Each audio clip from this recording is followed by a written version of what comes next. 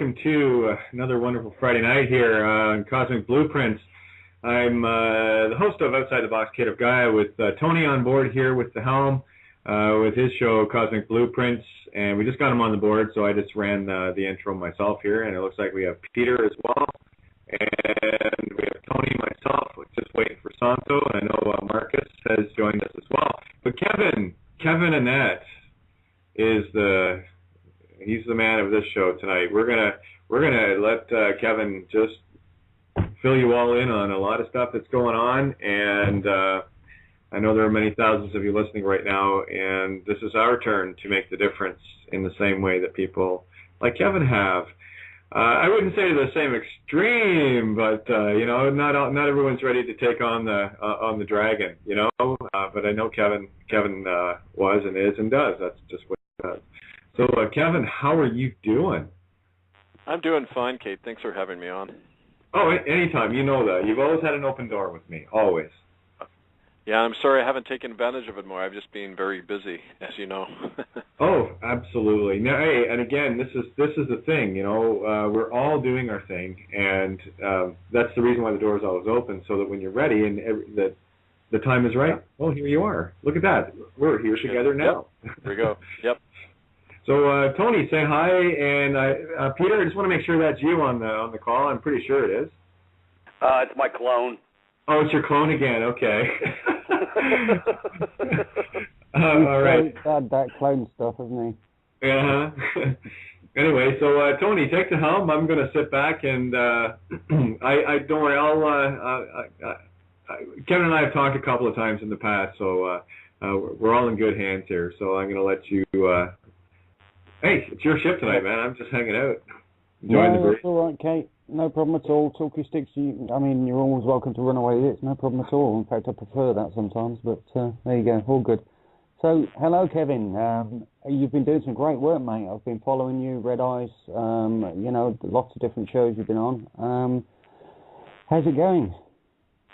It's going amazingly. We're at a crossroads, as a lot of people know. It's a crossroads in our whole planet, and we know that this information, it isn't just information anymore. It's a doorway for a lot of us to realize that we can leave the old world. We don't have to be part of this genocidal mess anymore, and the system that continues to feed off the suffering and killing of children. And so, when we've been posting the evidence of genocide in Canada, it's the first case in our common law court docket, the more that we put that stuff up, the more people come to me with not just stories, but ways that they are changing their reality. To give an example, I was in Vancouver a few days ago, and a group of Native people there have gotten together and said, now this is the time to enforce our expulsion verdict on these churches. 4 years ago, they told these churches responsible for the genocide to get off their land. They're going to go ahead now and enforce it. They've got teams of people that are going to go into these churches and boot out. They're going to start with the Catholic Church. But they're going to literally evict these people and take over the premises and say it's time to start doing this, to take action. We know what the evidence is. We know what the problem is. Now the question is, what do we do about it? And I'm just elated when I hear things like this, because this is the whole purpose of what we're doing. It isn't just to share information. It's to change our world and take back what's been taken from all of us. So I'm just really happy by what's going on. Yeah, absolutely. Like you said, though, it's happening on all these different fronts. It's happening on law, religion, Oh, wow, yeah. Sciences, technologies, hidden information, esoteric, all sorts of stuff. And it's beautiful. It's true. It's like watching a real renaissance happening. And people, it's easy to get caught up in a lot of the shit that's thrown at us, the misinformation and the lies. It's almost like there's all this stuff trying to stop us from going through that door, trying to pull down our spirits and our consciousness to a very petty level, and we can't do that. We've got to just keep moving through that door together, the ones who are going to go through, and hold each other up in that and stay very focused on what's true and on ourselves and our own light. So I'm more aware of that all the time, especially since I've been at the receiving end of more and more of this stuff. I just realize that it's mostly illusory, and all they have left is enormous lies, and that's all that you have when you're a guilty party. In court, you have to create lies and undermine the evidence and the witnesses, and that's what they're trying to do, but it's not working. No, this is it. I mean, from my own perspective, what I've found is that once you actually realise, hang on, You just might pick one little bit, like there might be something wrong with what they're really telling us about politics or what they're really telling us about pharmaceuticals. And as soon as you latch onto one or two of those, you go, hang on, I can see a pattern here. And then you really start getting down and digging deep and bringing out the truth. Yeah, for sure. So carry on. Yeah, I was just gonna jump in there.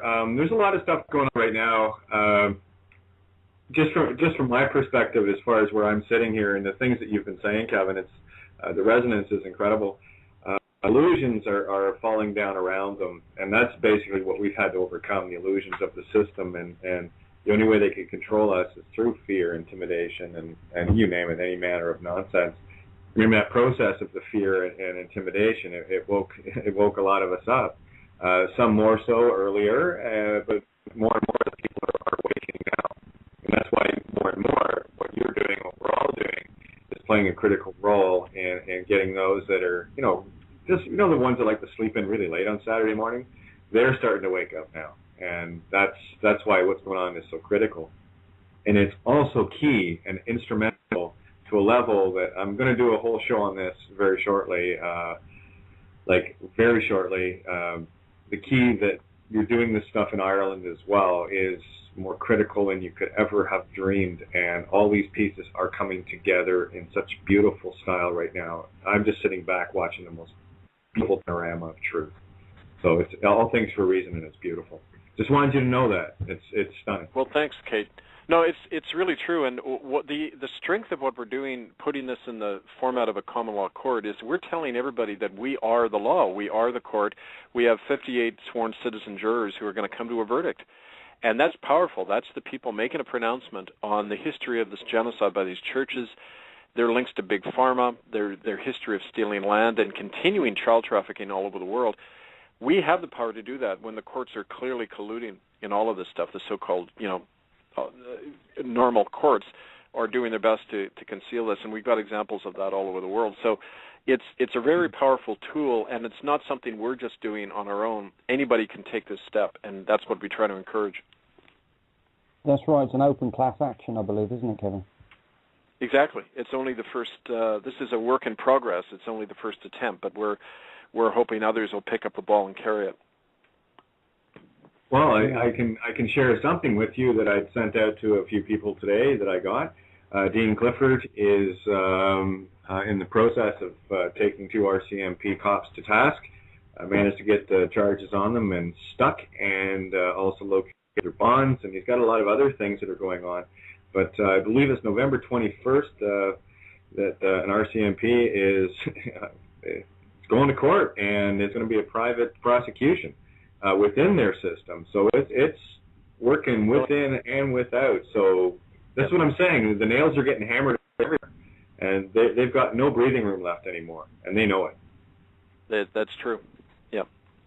That's the point, especially when we've uncovered their own system and how that's used against us. And it's their system, as Kate says, the Roman maxim said, let those who make the laws abide by the laws. It's beautiful. Right.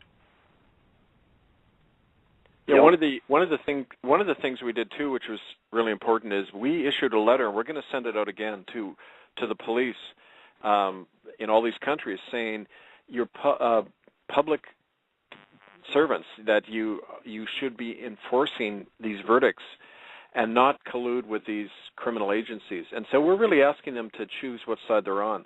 You're either going to serve the people in real lawfulness, or you're going to continue to collude with these agencies. Like whenever we show up outside churches and the police stand there protecting the church, I make a point of going over and talking to these cops and saying, do you know who you're protecting or what you're protecting? Do you know the legacy? I gave them information, say, you're a human being, read this stuff. What would you do if this happened to your children? And so, they either look away in embarrassment or look sympathetic, but I know that their position doesn't allow them to respond in that moment. But it's in there. It's working. We're winning the battle of hearts and minds, and I think that's why they're resorting to these underhanded methods to try to destroy what we're doing. But it's, like I say, it's not working. We are gaining the moral high ground all the time on this stuff. Yeah, well, absolutely. Seed planting 101, Kevin. That's exactly what we're all doing now, and it's planting the seed, the idea. And again, this is why I'm telling people stand back and breathe. Plant the seed. Don't expect an oak tree tomorrow. But I'll tell you, once the seed's planted, it'll grow. Yep. Yeah, for Absolutely. sure. Yeah. Well, they're getting caught. They're caught up on so many levels now. I mean, the blatant crap they're pulling now. They've really been found out. They know they've been found out, and they're scared poopless. And in order to instigate and keep the ball rolling, they continue to collude and really even show how much more nastier and corrupt they are, where it becomes totally obvious to the all-seeing eye of even the sheeple, the people who have been asleep, because they've literally gone beyond the bow to break the backs of the masses, or try to, and now they're not even hiding it. They're directing your face, and now the ones that have been sort of asleep have actually started waking up and just saying, this is insane. Yeah, the more obvious they become, the more blatant they do this nefarious crap. They're getting the memo, and they're not going to be able to run and hide. And when their useful purpose is done, they'll be taken care of as well. Totally. So. That's it. There's a whole list of people following that. But, this is the thing. You stand in the police, for example, I keep on referring to this because it's so blooming true. The police are putting their children into vaccination programs. They're getting jabbed full of all this stuff. The tetramasks are actually giving all the officers cancer and their families and all the rest of it. The nuclear power stations that are kicking out all this crap that are getting detonated, they built all these nuclear fault lines, all these plants on top of the fault lines and stored the spent fuel on top. Do you think that's going to be non-biased towards police officers or something? I mean, wake up. It's your world, you reckon, as well as ours. Yeah. Their environment they're destroying, like all these idiots spraying our skies and stuff like that. You got to come back to Earth and walk in the pasture yourself, there, brother. So what you're doing to us, you're doing to yourself as well. You think you're going to escape? I mean, that's about how ignorant they are. I mean, literally, they're pooping in their own punch bowl, literally. And you know what? You're going to get E. coli poisoning along with everybody else. Well, absolutely. Like you say, we do. Chemtrails and everything else. But so, Kevin, what's the next move? What's the news on the program for us? What can you tell us that's happening new?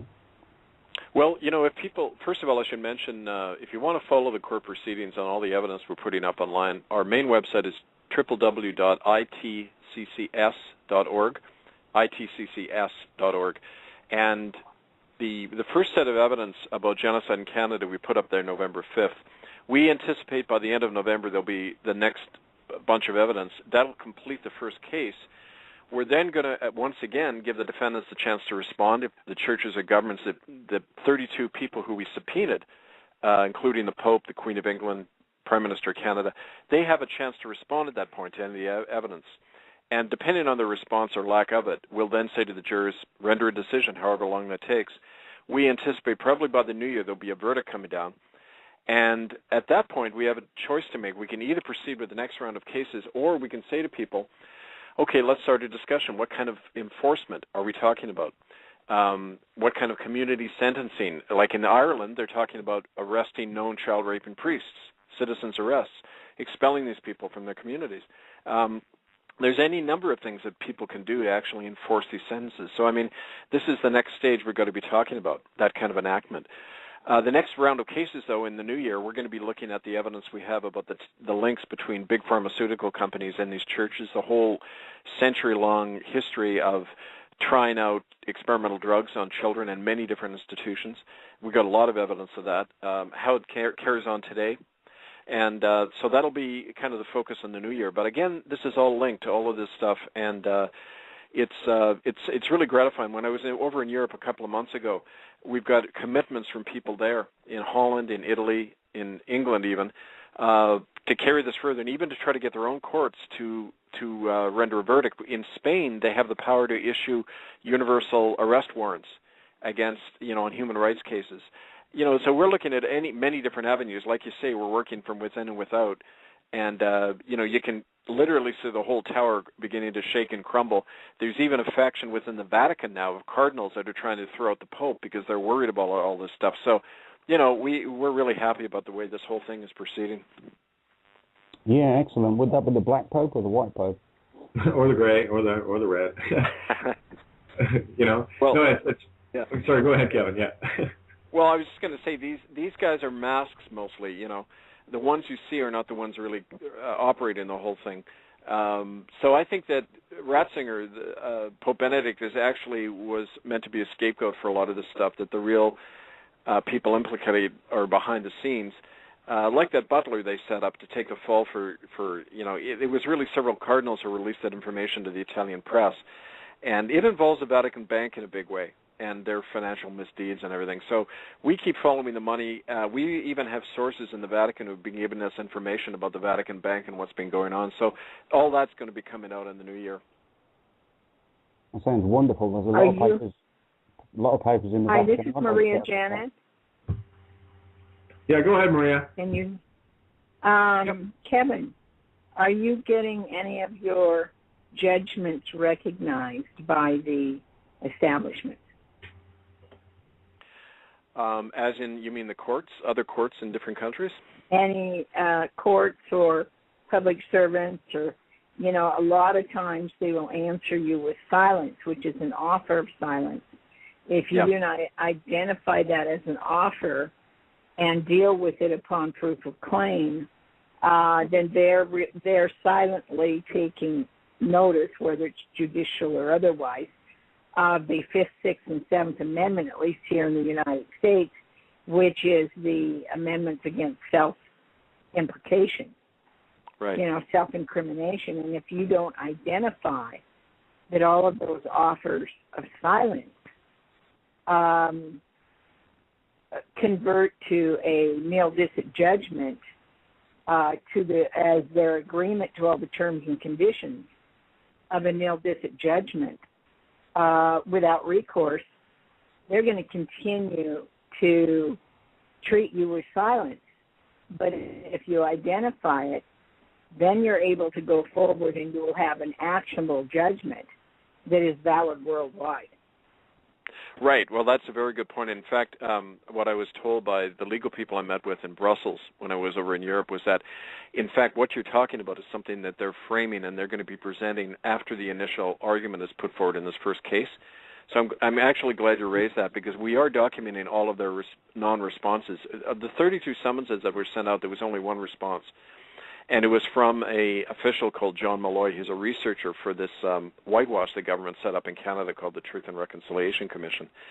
And he made threats and that kind of thing. But none of the other main people responded formally, although we do know that they're really concerned. We know that from a source inside the Home Office in London, England, who told me about their plan to arrest me when I returned to England.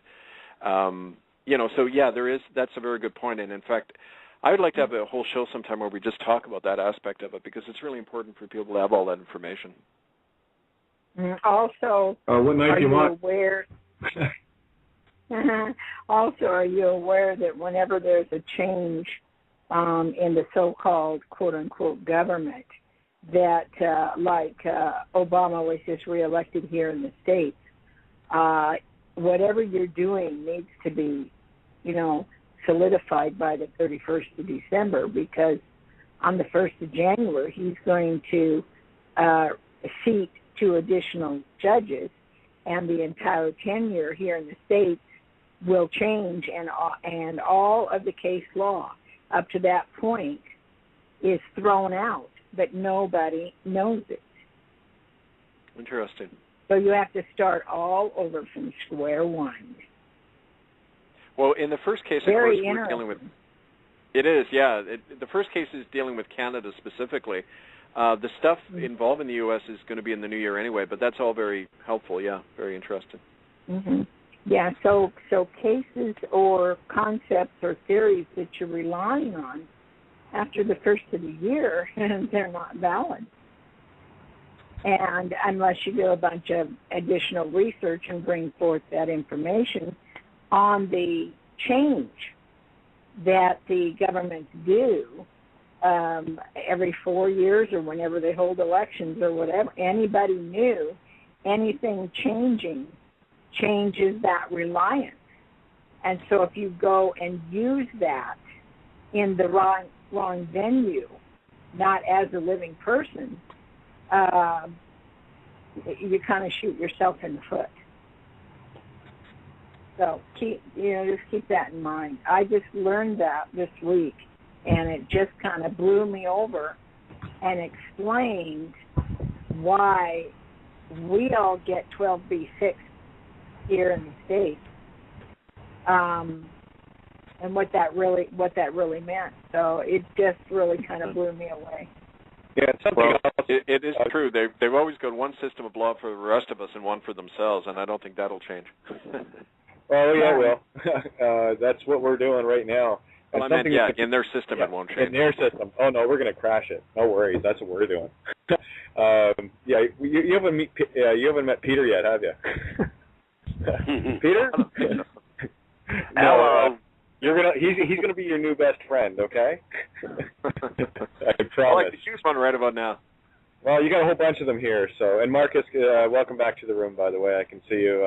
If you want to mute your mic, if you want to ask Kevin questions, feel free. I've got your mic hot on this end. Just mute it on Skype. Anyway, yeah. So, go ahead, introduce yourself, Peter or Kevin. You got a whole family here now. Okay. How you doing there, Kevin? Yeah, I've been following you. I like what you're standing for, because these are soulless entities. Yep, the black nefarious hearts of the underworld. These people have lost their ever-loving minds, and I'm creating a new paradigm for the clowns at the circus. They're going to really love it because, you know what? Because I can. We know about the cookie jars, we know how they're getting rated, and we know how to make parties accountable on a whole new level.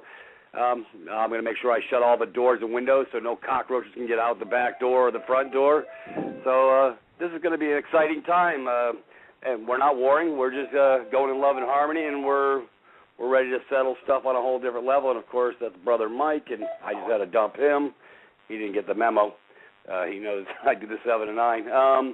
Anyways, you'll be made aware of what's coming down here very shortly. I don't want to play my cards on the table here, so but it's fixing to get very, very interesting because they've been basically doing sleight of hand from the very beginning, and now the sleight of hand is going to go away. We got a new card game, so it's going to get very, very interesting, and you'll be, I'm sure, catching wind of it as we progress forward, because they are on a whole different paradigm, and we're gonna play a different game. They didn't get the memo. It's a different memo. It's a different game, and they're literally they're gonna be caught dead to rights. I create catch-22 issues, so I'm not gonna be leaving a lot of wiggle room for the clowns at the circus, and that's all they are. They're all bad actors. They're not real government. They're just bad actors. But the bad actors still are going to be held accountable on a different level here. And like I say, they've been beating the brakes off their brothers and sisters with their nefarious acts now for thousands of years. I mean, there's nothing new in Rome. This craft's been going on for thousands of years. They think with their hubris, the way they operate, they think that the party's going to go on forever. Yeah, well. They haven't got the memo, literally. And I say the memo because I was in the military for 10 years, and, there's not going to be any Laws rockets or C4 or whatever, no SEAL team ops or anything like that. This is wit, and this is words, and we're going to hold them. We're going to switch the tables to the other side of the counter because they still have to operate in that capacity, and so there's going to be some speed bumps, but we're not going to be the speed bumps. They're going to be the speed bumps. Like I say, I can't play my hand here on the call tonight, but let it be known we're really, really working on it, and it will be an effective tool because like I say, when I create something, I'm going to create a catch-22. They're screwed either way, and I like those odds. So there's no 50-50. It's going to be 100% down the middle, because they're going to either handle it correctly or they're going to be made accountable on a different level, and they're not going to be able to get out of it. So that's the way I play. So because I'm sick and tired of this crap. That's all it is. It's just about the money, just about the lucre. It's all about the bonds. Nobody's supposed to know this stuff. Well, hey, we're going to pull back the curtain and see nothing but a naked scumbag behind there, and he's going to be caught with his pants down in a different way. What they're doing to our brothers, sisters, our children under all these systems, because it all ties in one parallel or another, from big pharma, FDA, big medical, energy. They're all these whores. That's why they call it commerce. It's nothing but intercourse. Well, they're going to get a little intercourse right back on a different level. So, anyway, well, I'll. Yeah, Pete, you're in. Man, thank you so much. Just to put it into an analogy form, imagine you, the living, walking into the graveyard and going, "Come on, bring it on!" And that's what we're talking about turning the tables. You see, it's very hard for the dead to take on the living, and that's where we are now. And this is the game that we've unfolded. And now it's a different. That's the different game that Peter is referring to. We just have the way to do it. So it's Kevin, your timing is exceptional. But I really, really want to share some of the stuff with the people, because we've got lots of listeners that have maybe never heard of your work. I have talked of it in the past, but I'd really like them to hear it from your voice. And we'll let people know. I've known Kevin for about 4.5 years now? Something like that, yeah. You were on the air with me tons of times on FM radio. And we lost. We met in Brantford, actually. Yes, we did. Year, I guess. At the dig, yeah. I was there. Well, so, the best intro for people is to go to our original site, hiddennolonger.com. All my research is up online there, including our film Unrepentant, was a documentary film from 5 years ago now, about these genocidal acts in the residential schools and the Indian hospitals. So hiddennolonger.com, as well as itccs.org. Those are the two main sites. We're talking not just the death of 50,000 or more children over a century, but we're talking about every crime that's ever been defined as genocide by international law anywhere. Went on regularly, systematically till 1996 in these Indian boarding schools in Canada. But they're carrying on today, and we're showing how that's happened. I think that people realize that under international law, when you know of a crime, you then have an obligation. It even says it in their law. It's called misprision of a felony. Right. Well, the Rome Statute of the International Criminal Court says that if you know a government has committed a crime, you're obligated not to pay them taxes. You're obligated not to support them. And that's the choice facing everyone in the world, but especially Canadians. They know that their tax money is funding the cover-up and continued criminal acts. And so at that point, you have to decide, am I going to collude with the crime, or I'm going to be part of the thing that undoes it? And that's the line in the sand now that faces everybody. Once you have information, you can't deny it. You don't have the excuse of ignorance. A lack of knowledge of the law is not a defense, under any legal system. So the facts are out there. The law is known. People now have an obligation to act on it, and you first have that obligation to inform yourself. And so just go to that hiddennolonger.com. We, to give an example of what the evidence we posted, we've had extensive proof for a long time of these sterilization clinics that operated. Any Indian who wouldn't speak English or who wouldn't become a Christian were slated for sterilization. If you got high marks in these Indian schools as a kid, you were sterilized. If you spoke back, you were sterilized. This was out and out, attempt to stop a group from breeding. That's basic to any definition of genocide. This went on in Catholic and Protestant Indian hospitals. Right here on the coast, a mile from where I'm sitting, went on in the Nanaimo Indian Hospital right up to the 1980s. So, these I could fill your ear for hours with this, the brutal truth, and how right today in the Vancouver Club, Native kids are still being brought in and traded, passed around like, as one of the people there said, the kids there are passed around like a fine old bottle of wine by these top judges and corporate types, church lawyers. It's going on as we speak, and it's not knowing about it. It's everybody knows about it, but they just think they can turn away and not acknowledge it anymore. But that's not possible. So all of that is something that needs to be shared. So I just, urge everybody to do the education and then just pass it on, and it's what we need to carry forward, Oh, exactly. And that's one of the key things that people can do. And we've been talking about baby steps for quite a while now, where people, by omission or commission of a crime, you're guilty or not, you're innocent or guilty. And this is one of the things that people really need to get through. And the fact that you're hearing what we're talking about tonight is giving you the information that now you are aware of it. You have the obligation, of course, to check with due diligence that what we're saying is indeed fact. Do your homework. And with that knowledge, you now have, sorry to say it, guys, you now have culpability in helping us stop it. And you can do that very simply by, stop paying taxes. And that can begin at your local corner store to say, no, I don't. And I've done it. And guys, all you have to say is, no, I'm tax exempt. And it works. Well, hey, gentlemen, here's another issue that nobody even talks about, because I uncovered this many years back. All these corporate entities that work, let's say, in the state of Virginia or state of Tennessee, it doesn't matter. They're the ones for the right of doing business in that state that was supposed to eat the tax, not the individual purchasing from the store. That's another scam that they double dipped on. They pass it on to the masses. I mean, this is really some pretty insane stuff. I mean, but nobody looks beyond the pale, because the corporation for the right to do business in the state is liable for the tax, not the individual who's purchasing from the store. But since nobody reads nothing, nobody knows nothing, I can prove this. I have documentation on it.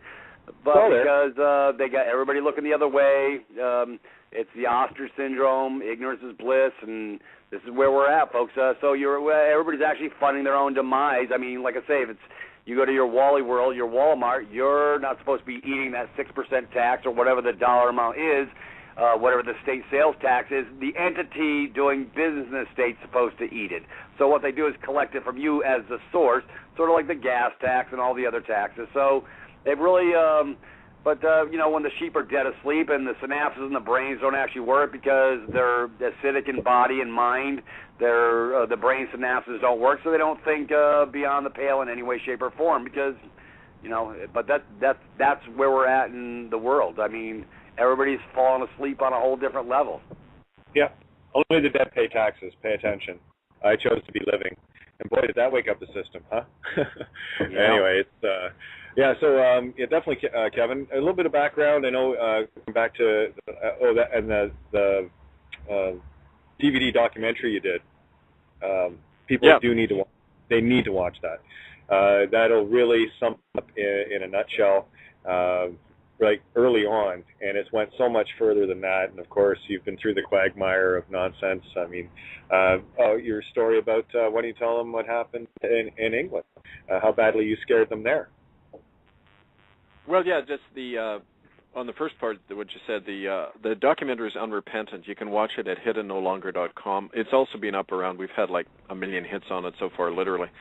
That's 5 years old now. We're working on a new documentary based on all this recent stuff. But most recently, when I was in England in the spring of 2011, I was held at Stansted Airport in an immigration prison for 12 hours and photographed, fingerprinted, the whole bit.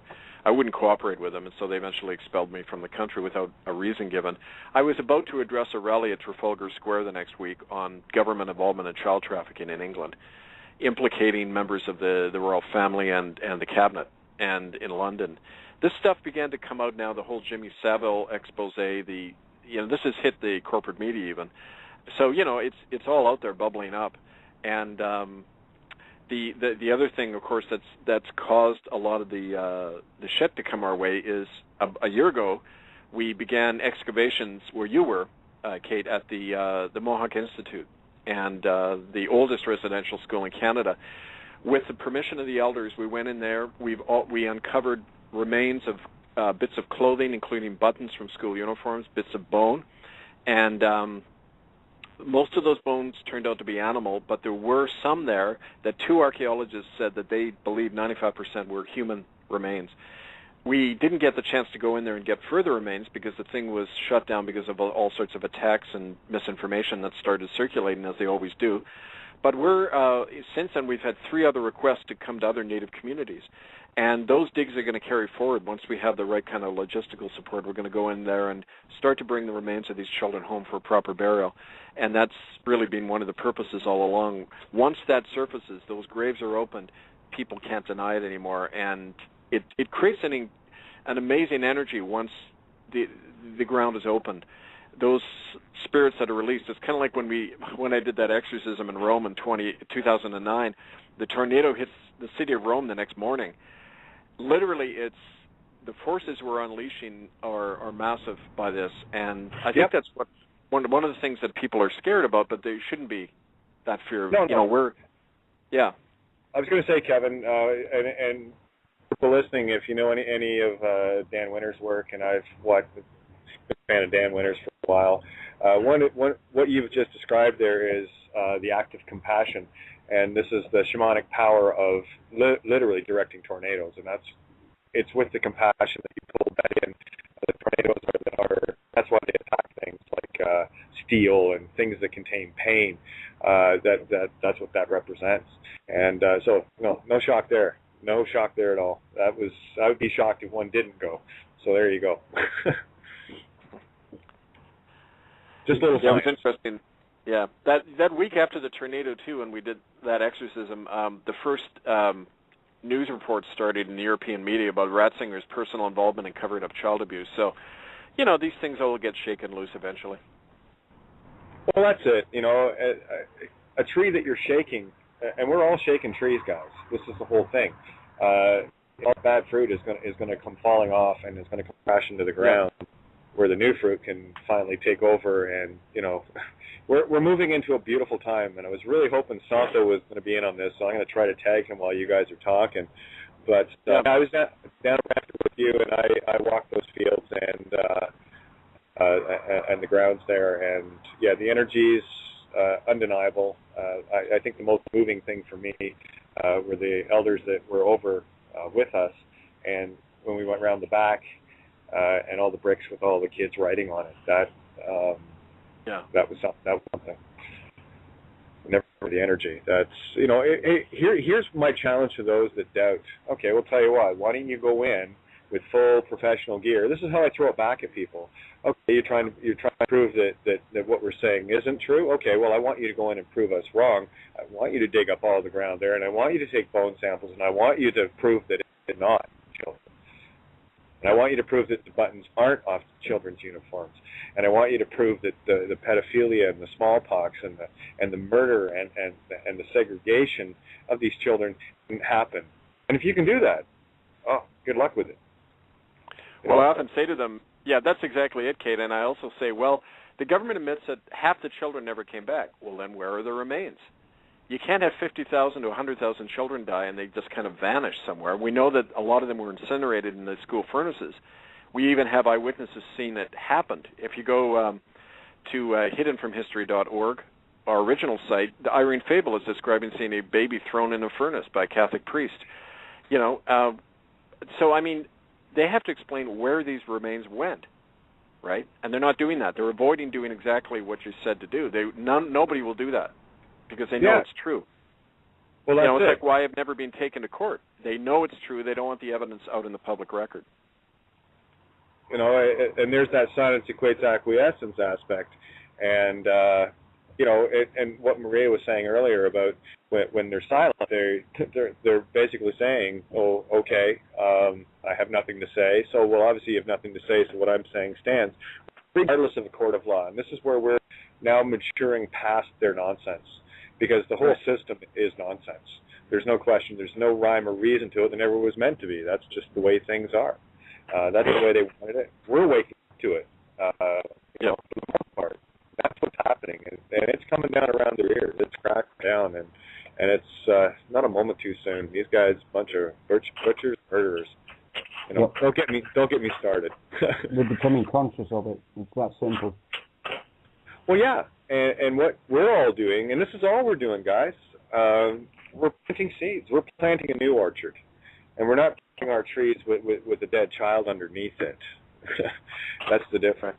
So, and Kevin, what you're talking about bringing the kids home, Yeah, where did they go? If you're saying that half of them never came home, okay, well, where'd they go?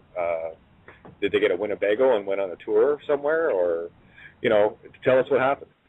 And well, where 10 to 20 million other Native people on this continent went, right? Well, exactly, and let's go to Ireland for a second here. The great quote potato famine, which was a shite. I mean, at the time that it happened, there was over 18.5 million people in Ireland. Today, there's 4.5 million, maybe 5.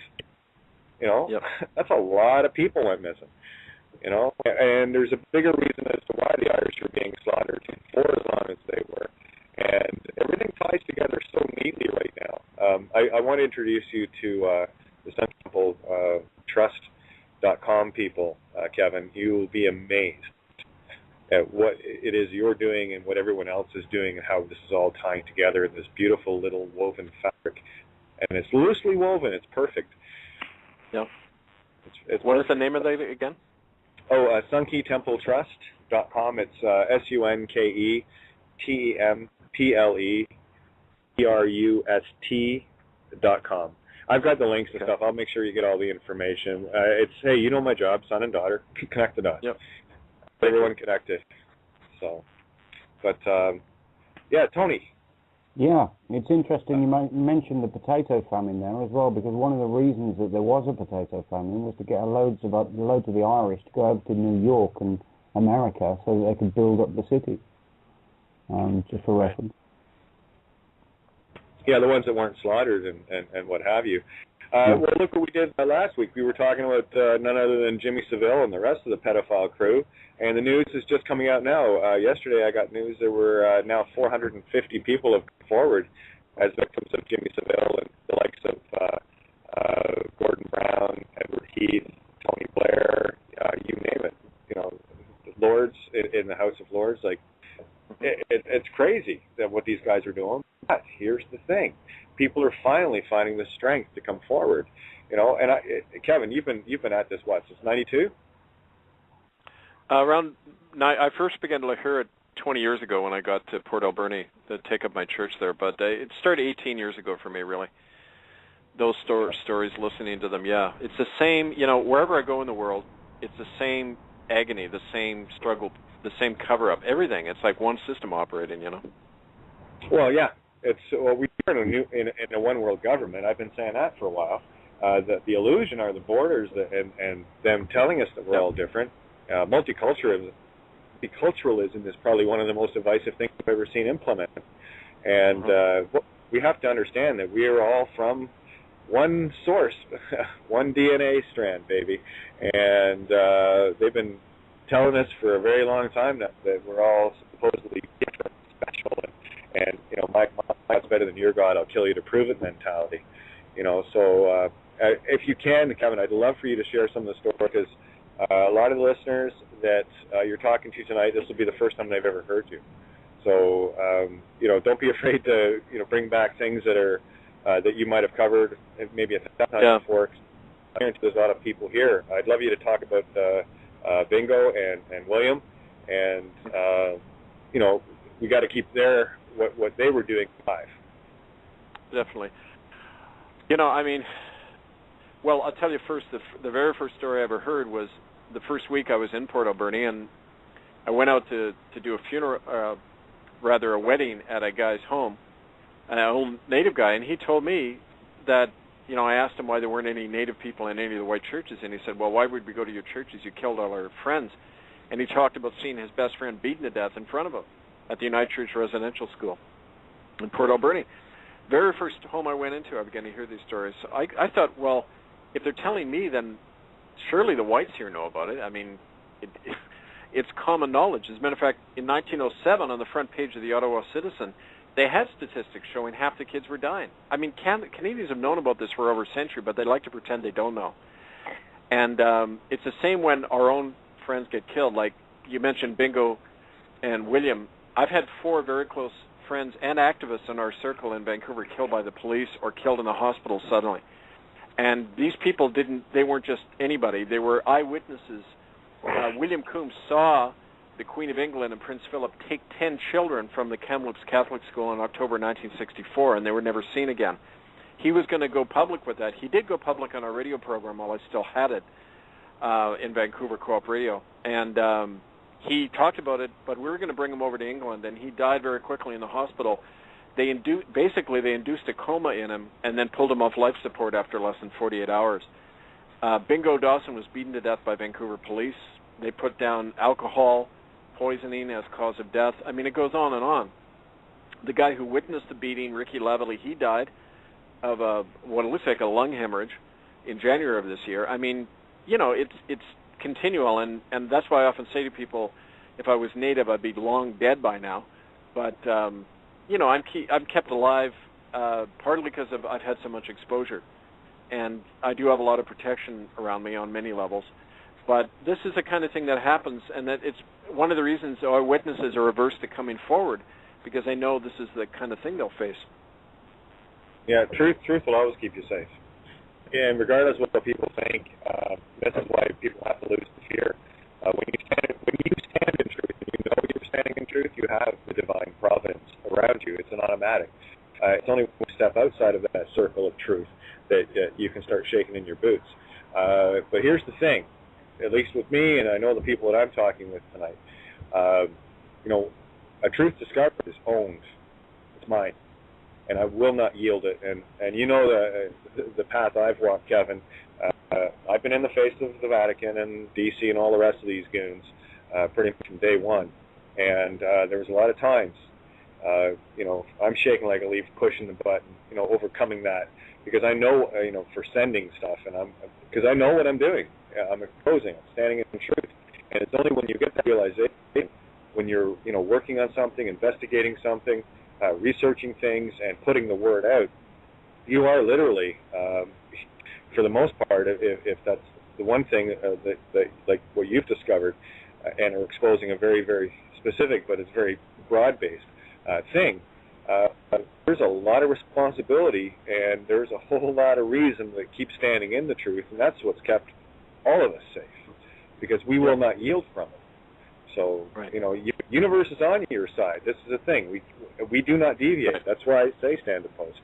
Once you do, you're golden. Lose the fear, get in gear. Stand up. That's right. You know? For sure. And I will say, and you're the one claim to fame on FM radio, because I was the last radio station on the mainstream CRT-controlled radio airways that was getting your story out. There were three of us left. There was you, one other station I think Andrew was with, and the one I was with. And then, well, tell them the story of what happened with the radio station that you were working on out in Vancouver. Oh, well, it's part of a bigger story of how the Canadian government has allowed corporate takeover of all remaining public radio. It's pretty much gone now, community radio, because of a law they passed where big corporate conglomerates could buy into community and campus radio stations. There's not many of them left because of that.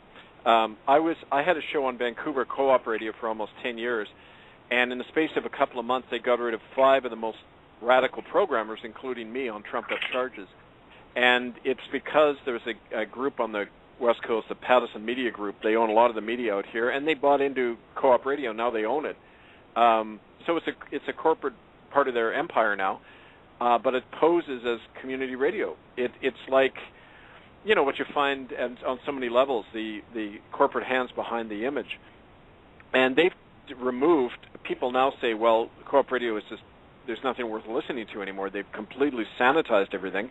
No more controversial programs. The stuff we were running, we had evidence of women who saw members of the Royal Canadian Mounted Police taking Native women out to a snuff film operation run by these Picton brothers, one of whom is in jail now. The Mounties were working, bringing Native women in to be killed, tortured and killed on film.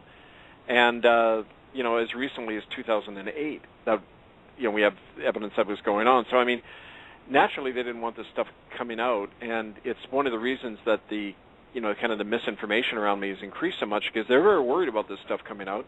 People know now what's really happening, I think. So it shows you it's part of the bigger agenda of controlling information and knowledge, you know. Yeah, I would like to actually mention what you said earlier on, Kevin, about the story about the Queen and Prince, the the Queen and her other half actually taking children out of that school. There's a video being released called The Zion King, and it's basically from the makers of Ring of Power, which was a fantastic documentary that was done all about what's really going on behind the scenes.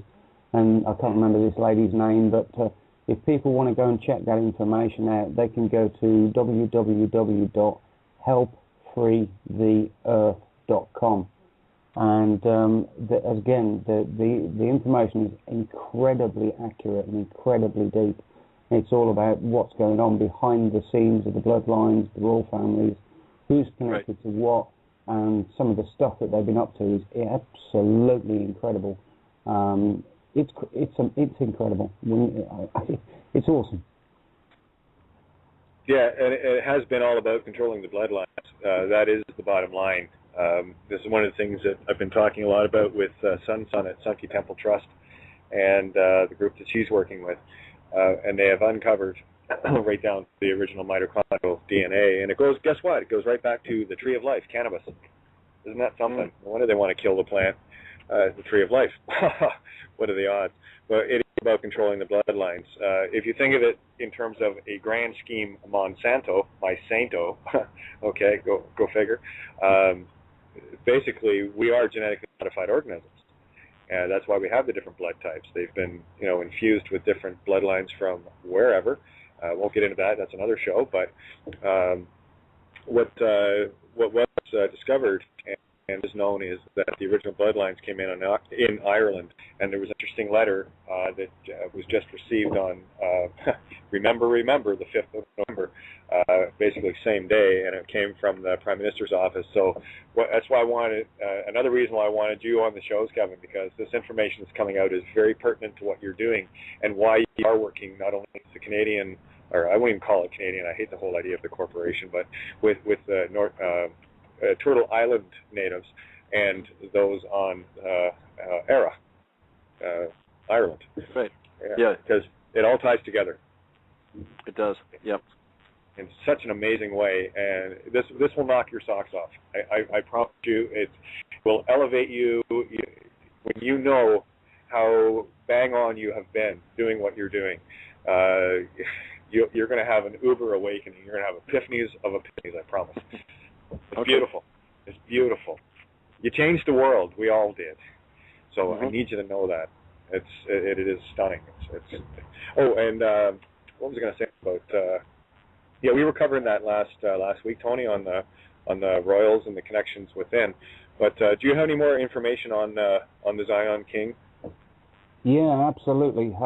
It's basically it's the carry on from Ring of Power. Now, the Ring of Power, I think, was in about 26 different episodes, a lot of which they've managed to pull from YouTube through various things, all detailed in the first book that I did. But the Zion King is basically the next film following on from it, and it talks all about the crest of arms of the royal family and what's really going on within that crest, what that crest explains to you, who's behind it, the fact that, this is pretty deep stuff, but the fact of what's actually embedded into that crest, and it's all about Luciferian, doctrines and bringing in total world, control, and it breaks it right the way down into, Okay, I need the stigma taken off Luciferian.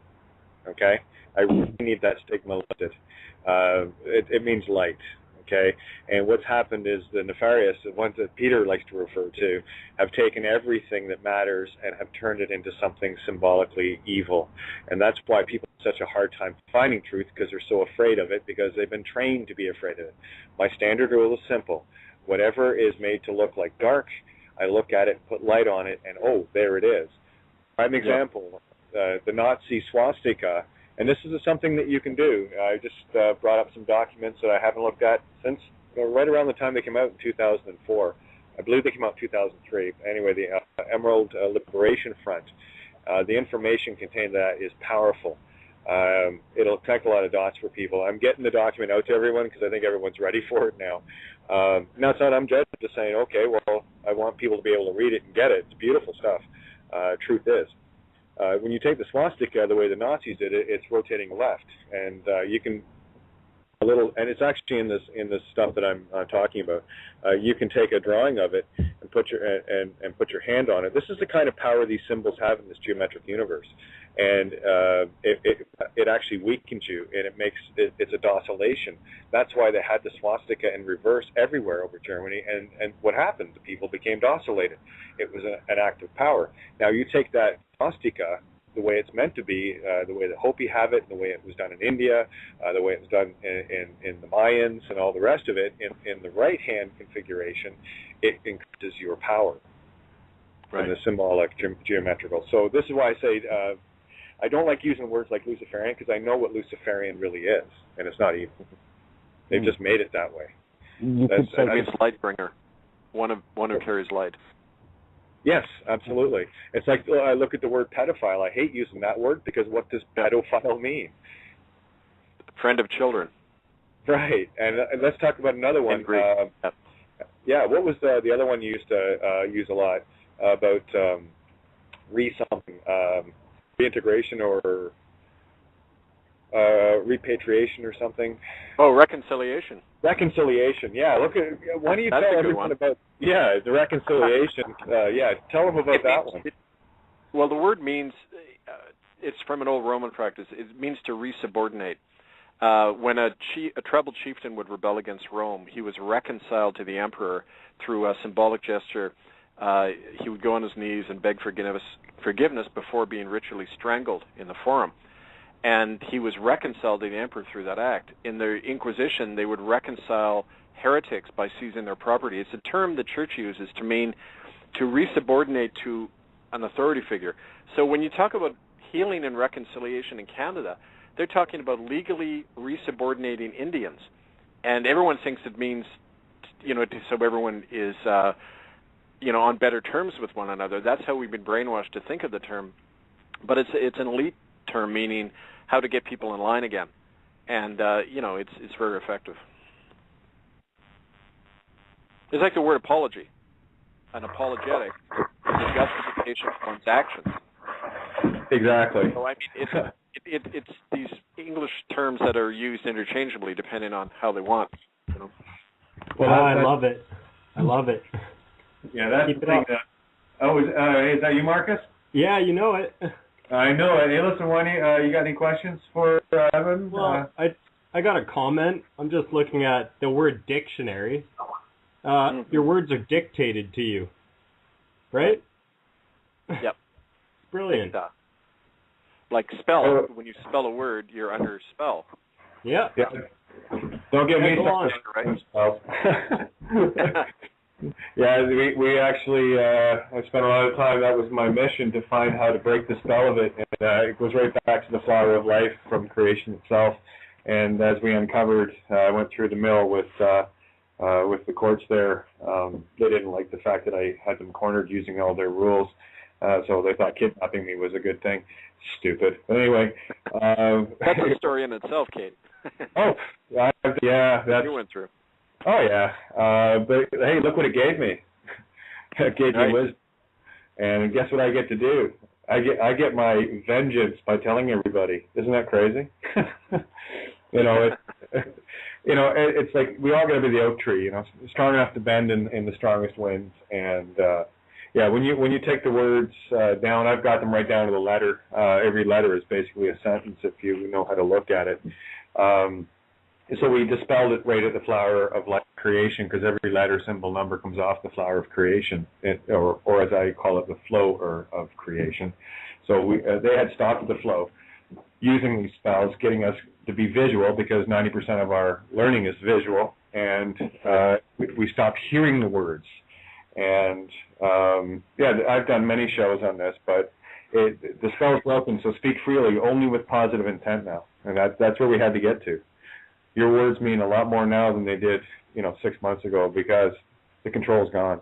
I had 7 trips into the courts, and I got a lot of stuff. That's the thing. I told them, this is the only way I'll ever set foot in the court is to drag me in chains, and they did. And they couldn't get rid of me fast enough. I got lots of stuff on the record. I had a lot of fun. Oh, what are you going to do, throw me in jail or be in solitary? Glad to have you back, Kate. Yeah, well, I'm glad to be back, you know. And I never really went away. I just, you know, I had a holiday, and I learned a lot. I learned a lot about me, and I got to tell you. And then 24 hours a day with yourself is not an easy thing, especially me. Anyway, carry on. Well, it's like the story of when Henry Thoreau was in prison for not paying taxes during the Mexican-American War, or not the Mexican-American, in the 1840s. And Emerson, the philosopher, came in and he was all shocked, and he said, "Henry, what are you doing in jail?" And Henry said, "Ralph, what are you doing out of jail?" Why are you not in jail, people? Exactly. Why are you not in jail? That's the thing. Why aren't we? Is well because it's when you get to a certain level of understanding. That's the divine process. You know, we're on prison planet Earth. Well, exactly. But here, I got to find this one quote. You guys talk for a sec because there's something that I do want to share. I probably have it already posted here. I've got it in front of me. 1 second here. Where did I put it? It'll be in the Angels room because I put it there. But where was it? Oh, helicopter over the roof here, folks. Yeah, that's normal. Yeah. Oh, yeah. Hi there. Yeah. Isn't it fun? You know what that means? It means we're getting the truth and they're not liking it. You see? I told you guys, we're right. Here, I got to find it. It's in the off transmissions. Anybody wants this document, I'm getting it to Cynthia. I think she's tuned in, and she'll get it on my blog page, loveovermind.wordpress.com. It's called the Elf Transmissions, and this is something. It's 46 pages long. The one that I've got here, there's other parts to it, but what I really want people to do is, you know, take the time to read this. Now, my word is very slow here, so I'm going to. Oh, here it is. I went a bit higher. This is important. This is such a beautiful truth once you see it. And I've just got to find it. And it ties in everything more than you can imagine. Again, see, here's the thing. I haven't read this probably in, probably three years or more. And I'm reading it now in a whole new unit of time and seeing what things have come into fruition. And here it is. Well, here I'll give you a little bit because I think this is critical to what we're talking about in terms of, you know, knowing thyself and standing up in the way that Kevin has, and Tony, Peter, and Maria, myself, and so many others. Okay, Santo, everybody. There's no savior to come, no rescue from the heavens, no outside authority that will liberate our human souls, whether that be through the classical religions, contemporary New Age, ephemeral distractions, or through today's ever so much more sophisticated, subtle, and insidious methods of intellectual distraction, as we have witnessed in recent years.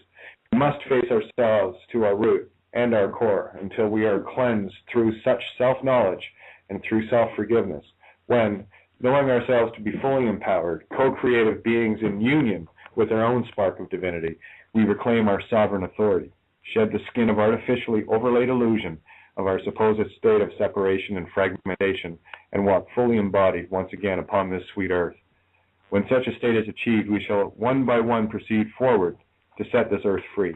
And once she and we are free, our inheritance shall be the stars. Self-knowledge is vital in this regard.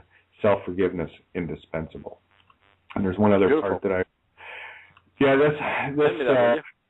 I'll post it over to you through Skype. I normally put this stuff into the Skype rooms, but there's too many in the rooms now, too many parallel sends. I'm going to set up my other room. All right, here's that swastika thing I was saying about.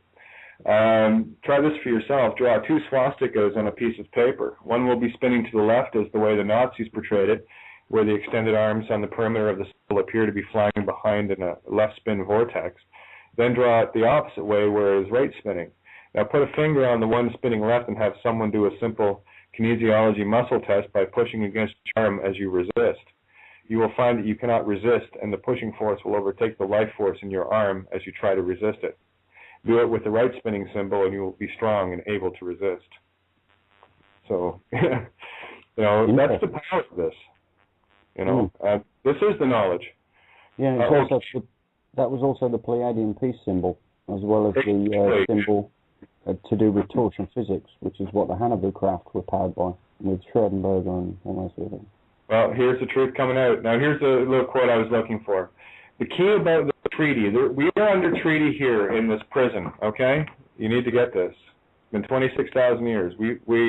And you will understand the power of what you're doing and how important the role you're playing, doing what you're doing. This is why I want people to do something. Be a part of the win here. The key about the treaty was that there are inviolable clauses that must be upheld. Primary of these is that at the close of the cycle, even if a single soul remembered the beginning and the basis of it all, that the overall must relent and allow the completion of the age to fulfill itself in the reuniting of the souls. In that clause lay the liberation of all involved. Remember what they said in their doctrines, if but one shall awaken. It's all it's going to take, guys. 1 out of 7 billion, I think our odds are pretty good. Yeah, we were sent here to depth, or to go into duality and learn, what this thing is all about, and then understand that we're part of a greater agenda, and we have to experience these things in order to go back to the light, and that's what the whole trip's all about.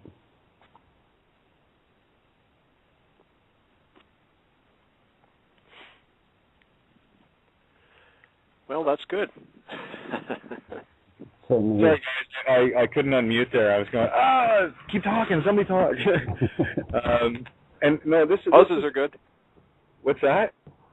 Pauses are good. Yeah, breathing room. Yeah, I got to say, and this is why what you're doing, Kevin, and what you have done, and what you've laid on the table, okay, as we call it, the altar of sacrifice. What you have laid down there is exactly what you're bringing to the table now. Truth, well and truly paid for. And that's all it is. And that's how I look at it. I mean, they ripped my life apart to a degree that most people, and you, same with you, same with Tony, same with many of us, Peter, everybody, Maria, we've all been through it. But what did we get at the end? We stand here with the truth paid for. A new life. Yeah. We received a new life. And the hard part is letting go of the old, realizing that we died. That's something I couldn't even admit to myself for a long time, that I had undergone a death. And there was no need for me to walk in the shadows of death anymore, right? Exactly. Would you go back to before you know what you know? No. Nothing would ever cause me to go back. Nothing. Never. Because every day has a new life to it. And this is the one thing that people are missing. And this is why I mean, how many times am I on the air, Tony? Oh boy, there's not many days. Probably about 7 or 8 times a week, if not more. Oh yeah, I'm on every day, somewhere, somehow, with someone, and I can't get this out enough. I just cannot get enough of this out. I got to tell you, it does get exhausting, but it's okay because. Hey, listen tonight. Do I sound tired? No, because as soon as I get into this, and especially talking to you guys, the fire's light, and and I know that the dark ones are going down, and so you got to read it. As soon as you read it, everything that we've all been talking about for so long will suddenly come into view. I sent it over to Sun and Tracy over at Sunky Temple Trust, and it's going to connect a lot of dots for them as well. And there's a lot of things coming together, and you guys got to know that you've changed the world. And when you read this document, you're going to see just how big a role you played. It's amazing. It's amazing. So, but Kevin, I want you to share a bit more of what had went on in your life leading up to where you are now, and more importantly, the solutions that we're working on, or that you've been uncovering. I've been following of what's happening right now. There's so much. It really depends even what aspect you talk about. But I know that I don't know. Does anyone have any questions about that? First, sometimes it's often easier to have the dialogue in response to a specific question. Oh yeah, sorry about that. I was trying to mute. I think someone already asked her what's the next move here. Well, you tell you what, over the last couple of weeks, if you can bring things into a synopsis, because I know a lot of things are starting to come to a head. Does that help? Yeah, it does. Partly to get people to realize that when we say genocide in Canada, we're not just talking about Canada. It was an international system being planned. One of the things that we did at the Mush Hole, which is the name for the Mohawk Institute in Brantford, the natives call it the Mush Hole. One of the people who we brought was a local psychic, actually, from Vancouver Island, a woman who'd been used by the police in looking for missing people, and she often found them. She came, I'd given her a piece of the stone from the building, and she had to drop it right away. She said, I've never felt such pain in one place. And she went back with us, and she walked on the grounds. I think you met her. I won't say her name over the phone, but an older woman. I did meet her. Yeah, and Yep. she said the image she got, she sat down with me and Carol one night and shared some stuff and said she didn't know how to interpret what she saw, but it was a big room in the basement, below the basement. And she said there were men there in red robes, and they were doing all sorts, and this was going back into the early to mid-1800s. They started on this stuff. She saw files in Rome, in the Vatican Library, recording experiments they had been doing on young Native children at a young age, basically how to traumatize and control their minds, using a lot of pain and other methods. It was pioneering work in mind control. And other things that didn't have a clear, she couldn't really interpret them, but she said they were involving forces from various places in the world, very powerful people, things off planet she was referring to.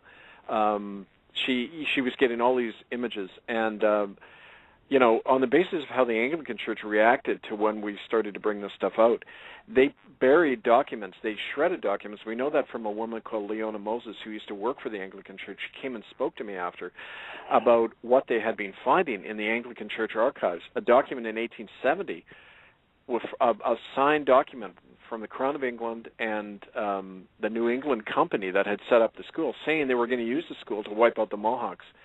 These genocidal documents, these smoking guns, are there, sitting in London, Ontario now in the Anglican Diocese office there, and other things, bones. She said that she saw images from the Vatican Library of skulls and things being used ritually there. I mean, it went on and on, her story. So, I mean, obviously we're onto something much bigger than just Indian residential schools in Canada. This was a system still operative.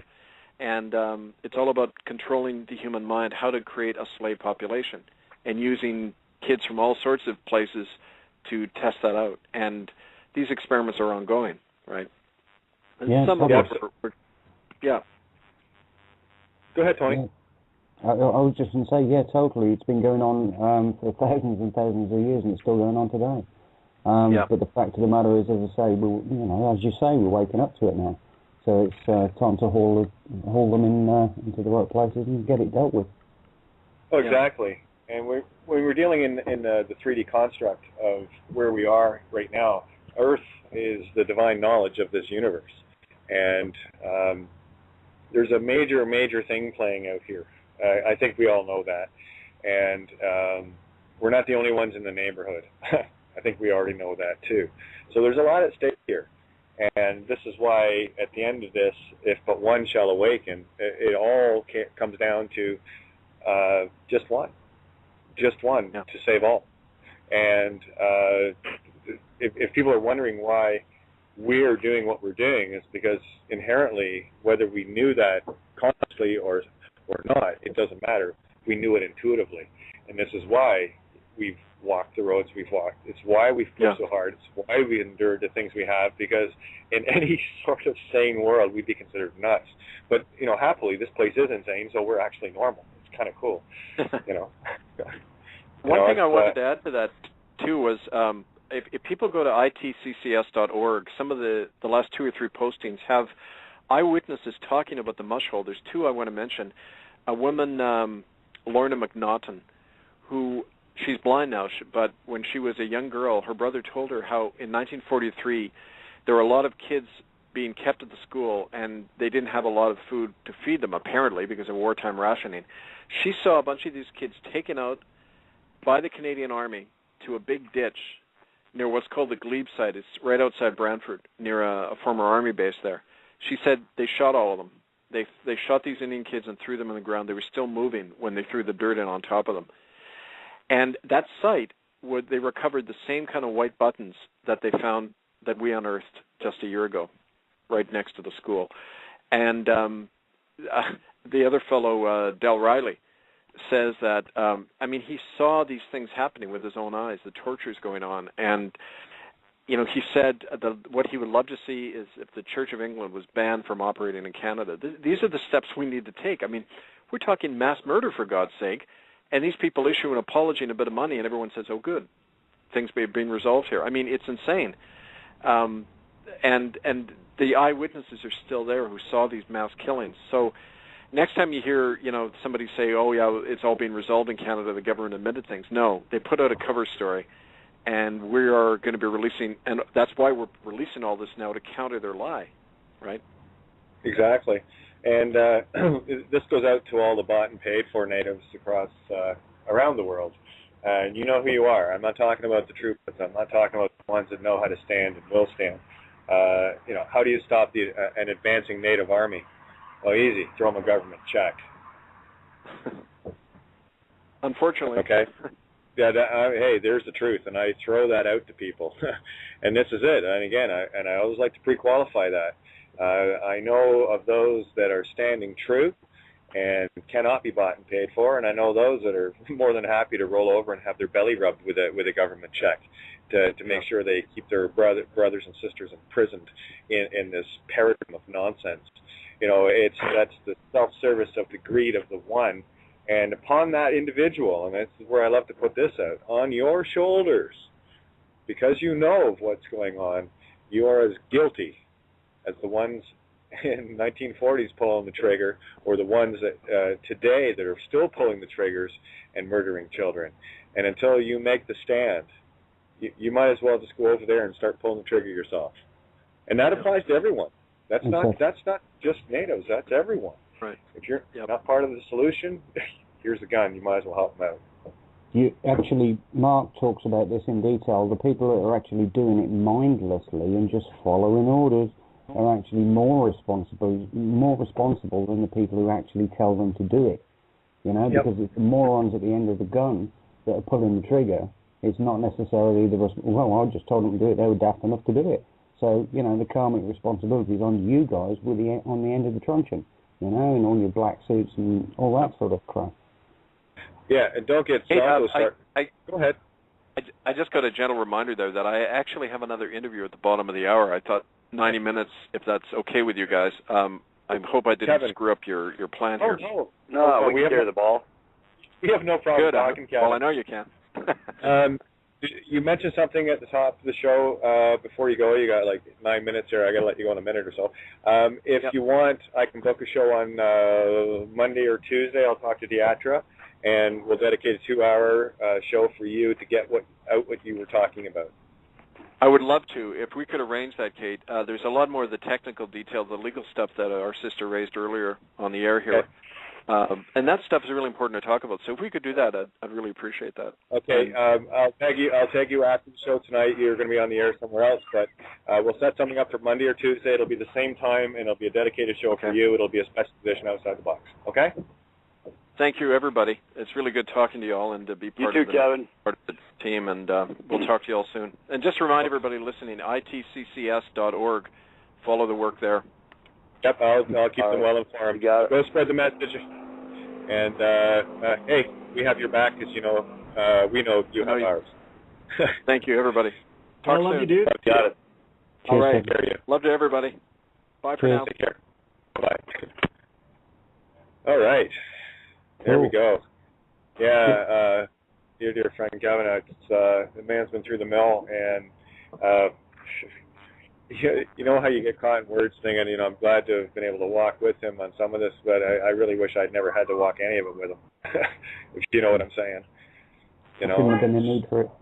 Exactly. And I know, Peter, you have got a hard ball with a bat swinging, buddy, and just based on what you posted, I'm not going to say a word, but I know where you're playing, and it's beautiful.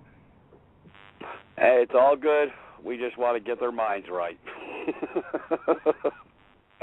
You know what, bud? With the stuff that I think that I know you're going at, you're not just going to be planting seeds. You're going to be plowing furrows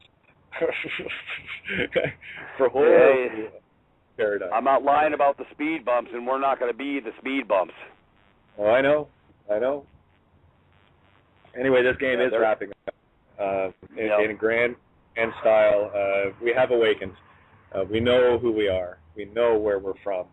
And the time is very short. It's going to be a very interesting shift, I will tell you that. Totally. Jump. And you know the best part? Has anyone ever seen the movie Ghost Ship? No. Ghost Ship? Yeah. No. It was sort of it's one of the best shot movies I've ever seen. Ironically, it was a movie I had in my computer DVD drive the night they raided my house because I just finished watching it the night before. But what I would suggest anyone, and I've already started passing out the Elf Transmissions document. What I would suggest is watch the Ghost Ship movie alongside this, because the Ghost Ship is exactly the story of what's happening here. It is about harvesting souls, and the good news is, well, we win. So Sounds good to me. It'd be a lot easier playing a game knowing you've won. So I'm just telling everyone, you've won. Get over it. So, Marcus, let's hear from you, buddy. We got ourselves a little over half an hour here. Let's hear what's going on with you. Oh, Marcus. Yeah, I haven't heard from Marcus for a while. I shut the door on him. He's not happy with me. Oh no, this is different Marcus. This is you got me here still. Yeah, it's an up north. This is great. I'm glad I was able to join you. Just thinking about what you said there in the movie, and I actually have watched a lot of Michael Tessarian stuff lately. I don't know if you follow him at all. Another Belfast kid? Absolutely. Yeah, and some of the stuff that he has to say, just like evil has the seed of its own destruction within it. That rings true, right? Well, by definition, it must destroy itself. Yeah. And we're just kind of helping it along. Peter's brought along a bulldozer, I see. I got my sledge, so we're good. Okay, well, cool. Good. Let's go out and find some smart meters. Amen, brother. Brother? Who you call brother? Yeah, it's ironic they call them smart meters, but they just make people dumber because they attack the central nervous system and everything else. I mean, who the hell thought up the word smart meter? Like I say, everything they say, just go opposite of it, and then you get your analogy all tied in a nice little knot. Really? Exactly. That's why I want stupid meters. That's what they are. They're stupid meters. They're the stupidest shit they ever invented. That's why I want to take the charge off the word Lucifer. They are the furthest from Luciferian that you can imagine. That's why they claimed it. That's why they made the pentagram evil, because it is the pure symbol that it is. It's the 5-pointed transit of Venus every 8 years. There's a lot to this that people don't see. This is why I love hanging out with you, Tony, and Peter, and Santos, and the information that comes to the table. It's like it's a daily short. Who's got the train this time? I do. Train. Hey, I've been playing that. I've given that song some airtime the last couple of days. So hey, don't tell me I'm not on the page. Well, you are. We are. Trains. We got to figure that out. All these damn trains, Camp FEMA trains. Yeah. Oh well. Enjoy. I hope they enjoy the ride. Yeah, right. I ain't going. Only the dead go there. Yep. Don't worry. We'll have it solved. To be very appreciative. It's been a fascinating walk with Kevin, and I will say, being down at Canada and the residential school, the Mohawk Residential School, I've had some interesting experiences in my life, and been in some pretty being from Ireland, it's a little bit of history there, and walking in some areas and stuff and feeling the energies, and but I got to tell you, the sense of, hey, anyone that gets into the Brantford area, I tell you, just take a walk around. It turned my stomach just to walk in the building, and knowing, like, let's just say if you use the main drive and you park, as soon as you get out and you're walking towards the main building, if you look to the right, there's a big tree. I can't remember. It might be an oak. Anyway, one of the ladies that I was walking with Kevin. Sue was there as well. Pointed over the tree and remembered seeing the bodies of a couple of children hanging from it. So this is just to give you an idea of the stuff that went on. And Kevin was talking about the psychic lady. One of the things that she also said, when you look at the top of the building, there's a dome on the top of it, and that's where she saw the ritualistic murders of children, again with the red robes. And there was talk of screams that used to come out of it from the ladies over there as well. So, anyone that wants to, try to discredit Kevin, the only thing I would say is, one, you're soulless. Two, you're blind. You're caught up in a game you have no idea the depth of, unless you're one of the nefarious ones, at which point, well, you're done anyway. So sorry about your luck. But, it's about going out and seeing it for yourself. It's about going out and experiencing it. And until you actually do, you don't really know. And as much as I'm grateful for having done so, there's many parts of me to say I wish I never had. But with that, I come back with what I know in my own, for myself, my own canvas painting here. I know that I can paint some truth on it, and it's pure. Might not be the prettiest truth, but it's truth nonetheless. So. It's like you say, though, you've got to look at something, otherwise you can never understand what it is.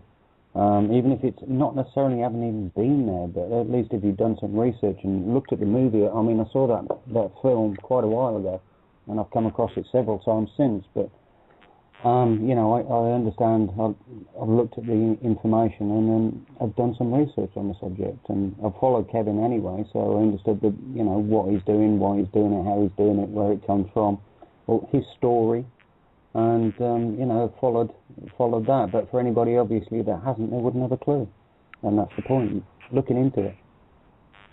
Well, it is, and if you look at the scandals going on in the UK right now with these pedophiles and just getting exposed for what they were.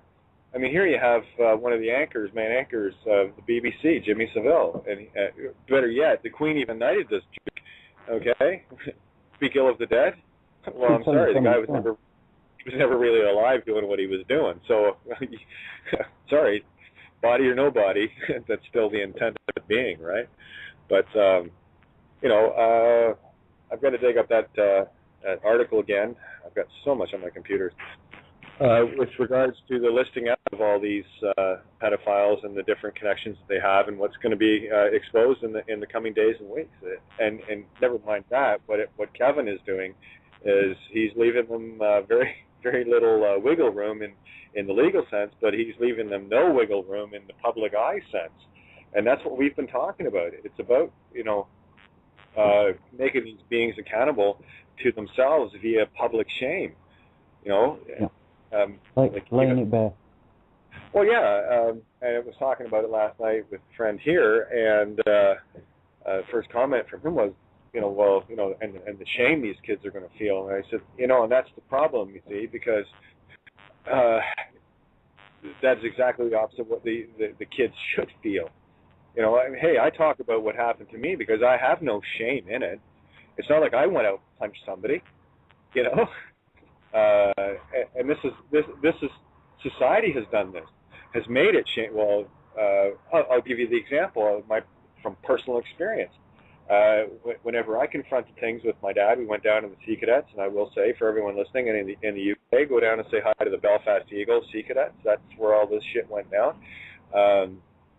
Chief Petty Officer Herbert Dusty Miller, can't remember the Commodore's name, but I'll look it up, and I'll get his name out there too, because he's the one that had the tidy broom with the mat, and he swept it under it. And here's the thing: even when I went in to talk about it, this Commodore was nothing but a nasty prick with me, because I know he probably dealt with it before, and I think he was just more pissed off that he had to deal with it again. He didn't care about what was happening to those under his care. Sorry, I got my uniform on, I got my Commodore stripes, I'm retired with my paycheck, screw you. And yeah, there was that whole attitude of trying to belittle me and calling me a liar, and that's standard fare for these guys. You know, I'm not saying that the Commodore was involved, but the fact is he knew what the hell was going on, and the fact is, and you can call up Detective Brian Bell of the Belfast City Police. He with the Child Crimes Investigations Unit, been doing the job for, I think he said 28 years, whatever. And I'm the one tipping my hat at him. I only had to deal with it for 9 months. I can't imagine dealing with that shit for 28 years. So I bowed to him, you know. So you want to verify any of this stuff? By all means, I've done my homework. I'm kind of known for doing that. That's probably one of the reasons why the system hates me, because I do my homework and I do make the effort. And that's all I'm asking people to do. Make the effort. You know, if you see something going wrong and you don't do anything to stop it, you're guilty. You see a corrupt cop, you don't report it, you're guilty. You're as bad as the cop. And that's because what? You're afraid? Afraid of what? Well, I might get in trouble. Yeah, well, okay, that's right. I'm glad you think that you're more important than somebody else, where they're, you know, potentially getting, you know, beaten up or raped or whatever. I shared the story with you guys about my one friend Mike, who they have in jail for nothing. Actually, it's kind of, well, of course, he's a truther too, right? But anyway, they moved him from London, Ontario, to Penetanguishene. And just before he left yesterday, he witnessed 3 guards beating up a guy that apparently had stolen money from the Poppies, you know, one of those corporate where they sell the flower of death thing. That the money doesn't go to the veterans; it goes to the judge coffers, kind of thing. Anyway, so the guy was probably starving, and he decided to steal one of the boxes, and these 2 or 3 guards beat the living shit out of him. This is your justice system, you know. Believe me, I've seen this shit firsthand. Okay, albeit through a very, very narrow window, but the energies, I got to tell you, there's no mistaking it. You should try hanging out beside a guy for a couple of days, you know, that it's just murdered a 12-year-old and feel those energies. That's not happy stuff. You're fighting for your very mental existence around that kind of energy. But I'm still here. Still kicking ass. So, I don't plan on stopping. I don't plan on anything. Actually, I just do. That's the difference. But, you know, again, we all have to do something. You know, if you know a pedophile, you know if someone is a pedophile, someone in your family or whatever, get a photograph and put it up on a telephone pole. Start shaming these assholes. Male or female, I don't care. You start shaming them. This is where they have to confront themselves. And what you're doing is an act of love, because you're making them confront themselves. Until then, they don't think they're doing anything wrong. Totally. You know, that's why kids get murdered, guys. We just stand back. You know? Yeah, what if it was your kid? I mean, Kevin said it perfectly, you know, talking to the cops. What if it was your kid that this happened to? And we've all said the same thing.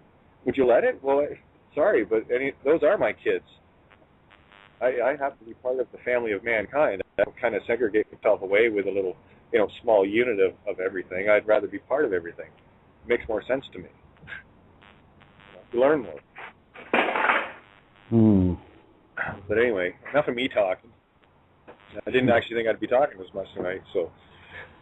Well, we love you guys. Yeah, and I love you. Thanks. Yeah, it's all. Go ahead. Yeah, it's on your mind, Marcus. No, okay, I'm on the air all the time, buddy. It's the first time you showed up here, so you know, take advantage. Yeah. You're hanging out with the crazies. Come on. What's new? Oh, fuck all. Really, I'm just happy to be here. Thinking about what you said, though, like, obviously, there are probably people you know that wouldn't bring this stuff up to you because they're not comfortable saying it, but you never know who around you has dealt with this stuff before. Your family, your friends, whoever. So you got to be careful what you say, and you got to defend those people that can't defend themselves. Well, that's exactly it. And I said that to one of the bailiffs at the Guelph courthouse.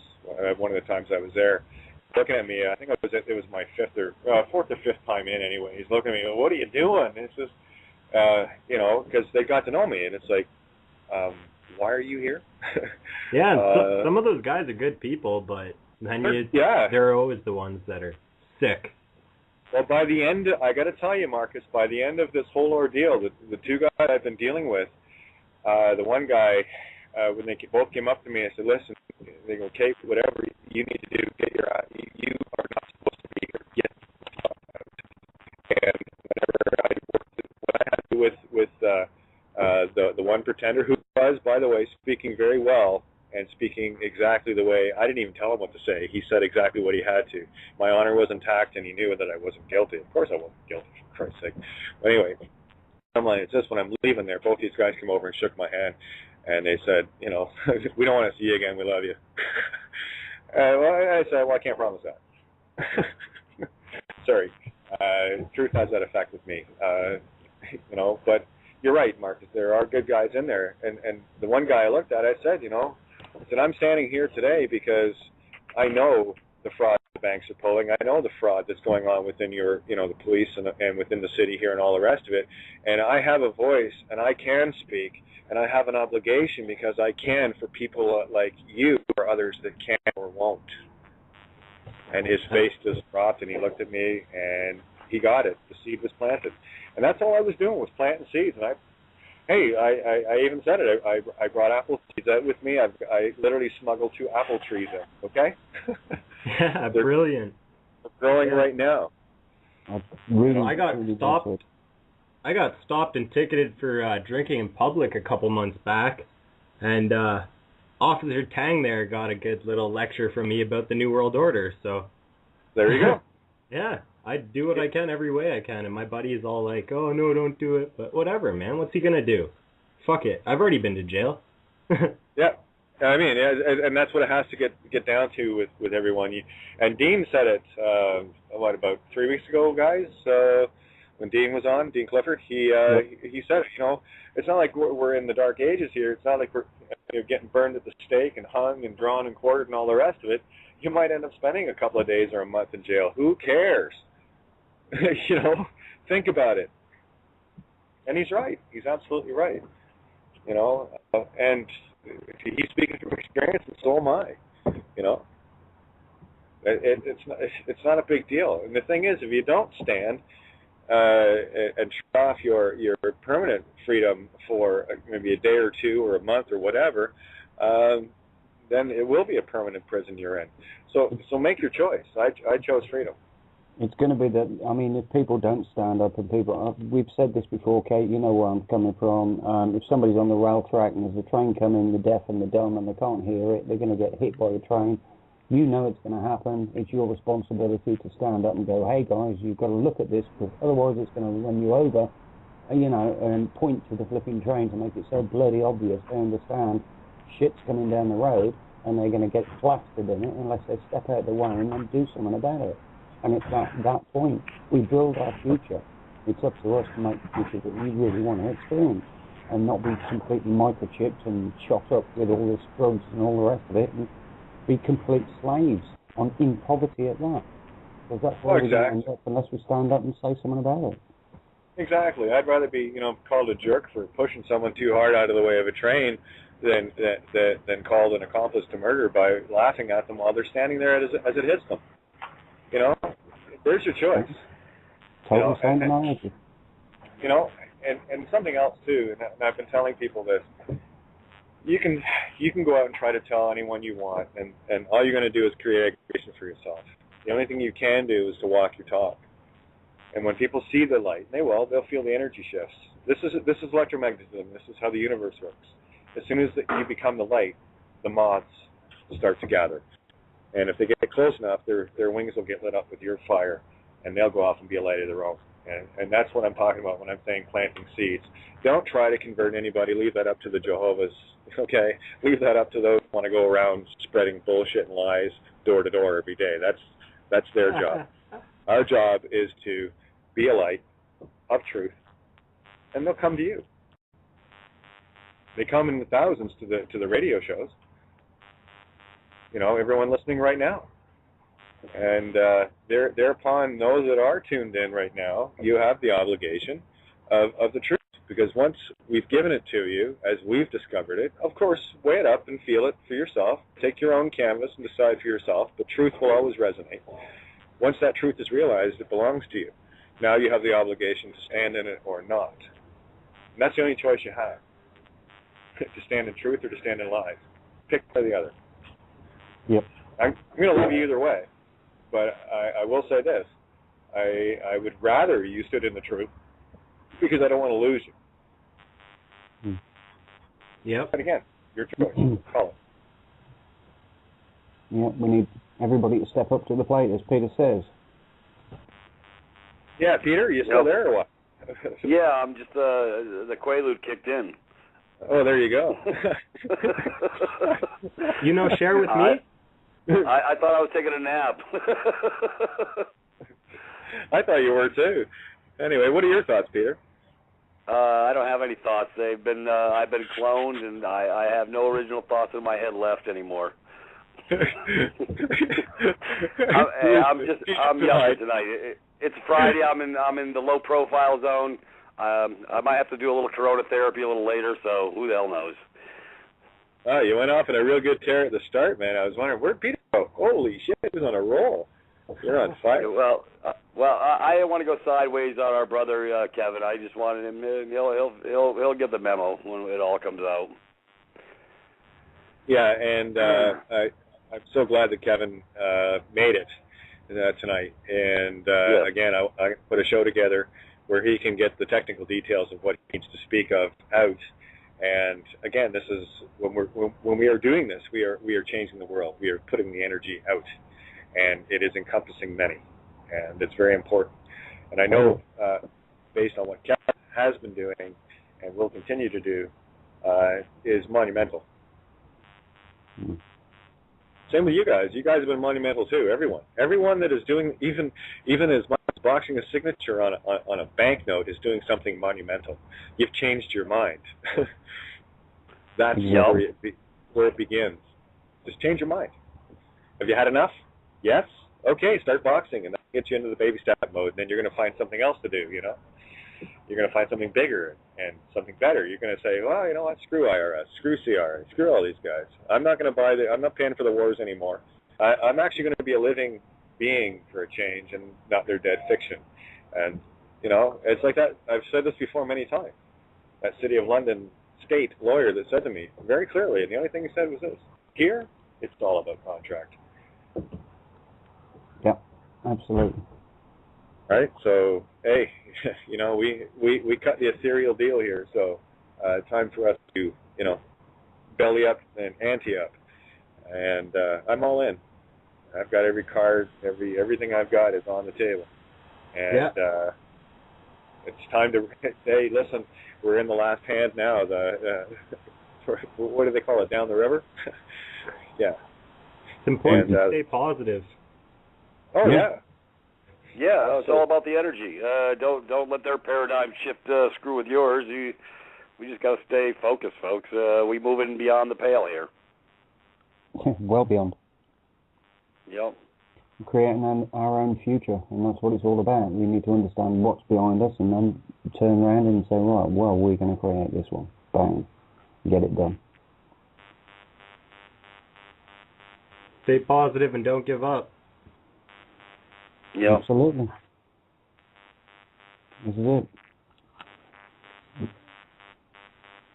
it. What's new, Pete? Sorry about that. Sorry, I had my computer plugged in, so I had muted there, and I'm going, talk! You guys got to talk!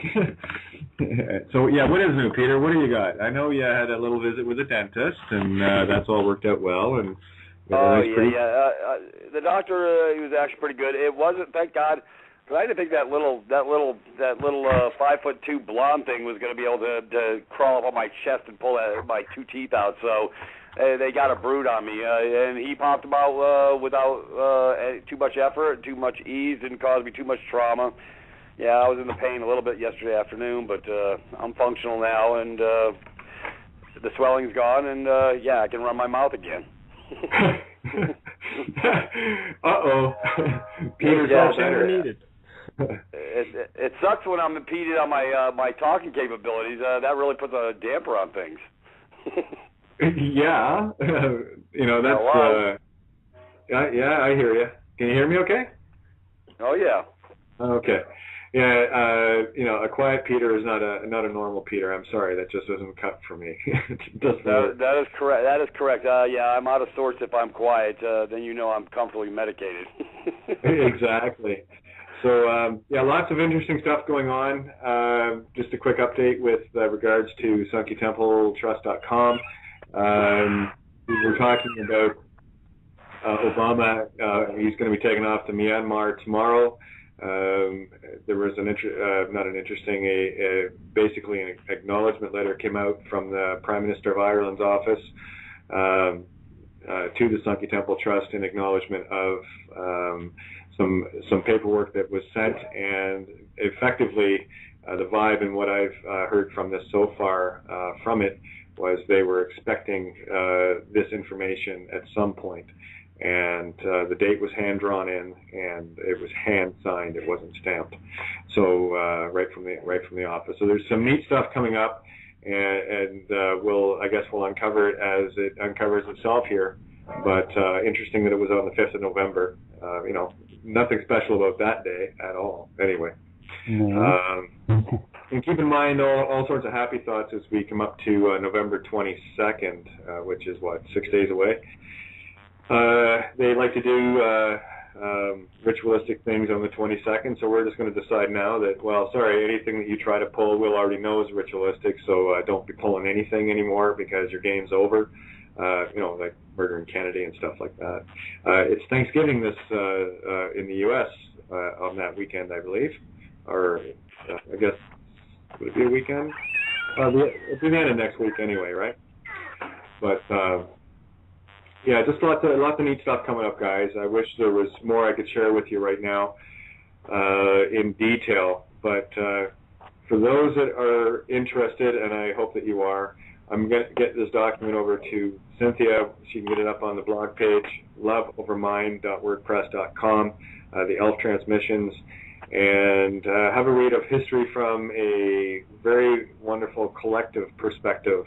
And you will see many layers of things in it, from everything you've heard from Tony, myself, Peter, Santo, everyone. It ties together very neatly into this. So. Yep. But anyway, we got about 9 minutes left here. So Pete, Tony, you guys want to get your thoughts in, and then we can wrap up Cosmic Blueprints. Yeah. All right, Tony, I'm waiting on you, bro. Okay, fine. No, I'm just, like I say, I mean, we've had lots of different people in tonight with lots of different information from Kevin, Peter, Kate, etc. All of it good stuff. It's all about getting the information out there. It doesn't really matter who's doing the talking as long as the information comes out. And that's the point. So that's what it's about. Yep. I got a bigger soapbox on Sunday. I'll be with Dr. Carly sharing the love, so that ought to be an interesting 2-hour, 4 to 6 with Dr. Carly.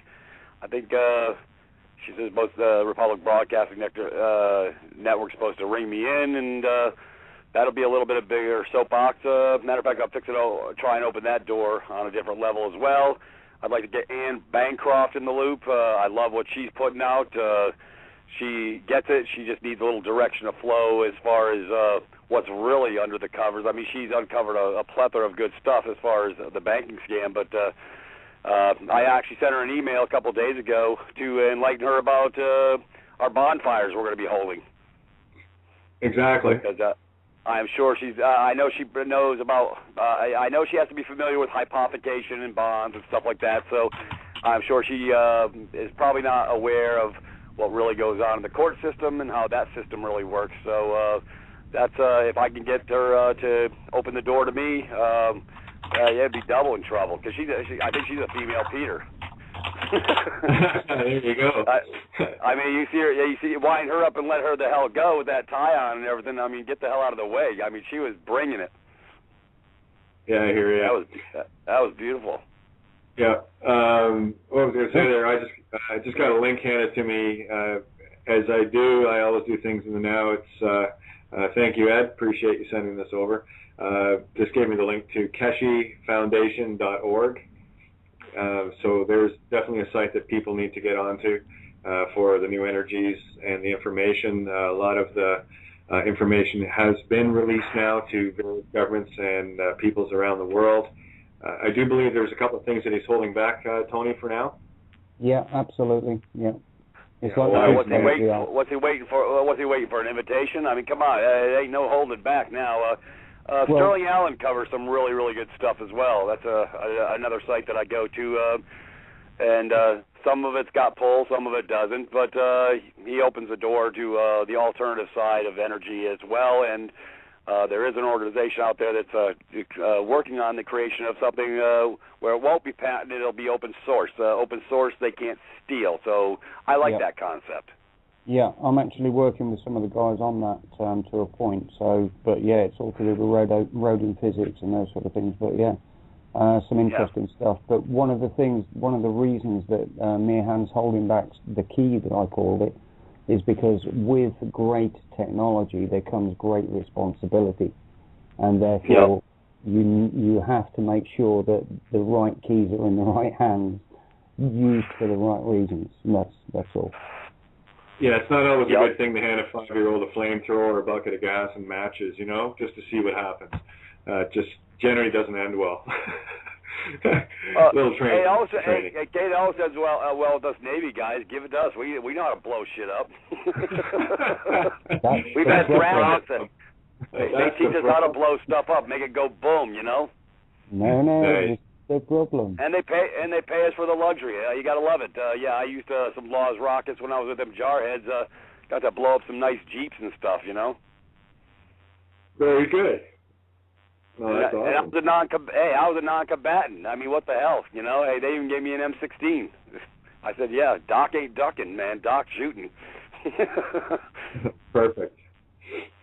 No, perfect. I get lead poisoning real easy. I'm allergic to lead, Yeah. Not too bad, are they? Yeah, high velocity lead poisoning. Yeah, not a very good thing there. Well, you know that in every crime that a cop shows up, there is always a gun, right? Yeah. Can you say throwdown? Yeah, exactly. Well, I'm talking they're the ones walking into every situation armed. That's what makes it a dangerous situation. Yeah, so, right. Hey, so I'm just turning the tables here. But I do want to hand out a big thank you again to Kevin Annett for showing up tonight, and I'm going to put together a show, so stay tuned. Monday or Tuesday I'll talk to Deatra. Great big thank you to Deatra Freedom Reigns for giving us the helm to sail this wonderful ship of truth and open doors to all walks of life where all are welcome. Just ask Marcus, we're not inviting here at all, huh? No, you got that. It's we're snobs. We don't want anybody, that doesn't, whatever. You know what I mean? Sarcasm. But it's absolutely. Everyone's welcome at our table. This is what I'm getting at. And I have to say thank you to open mind. Exactly. And a big thank you to Maria for the information that she brought forth tonight. I was discussing with her a little bit of perfected mortgages last night, and some interesting information you may want to touch base with her on, Peter,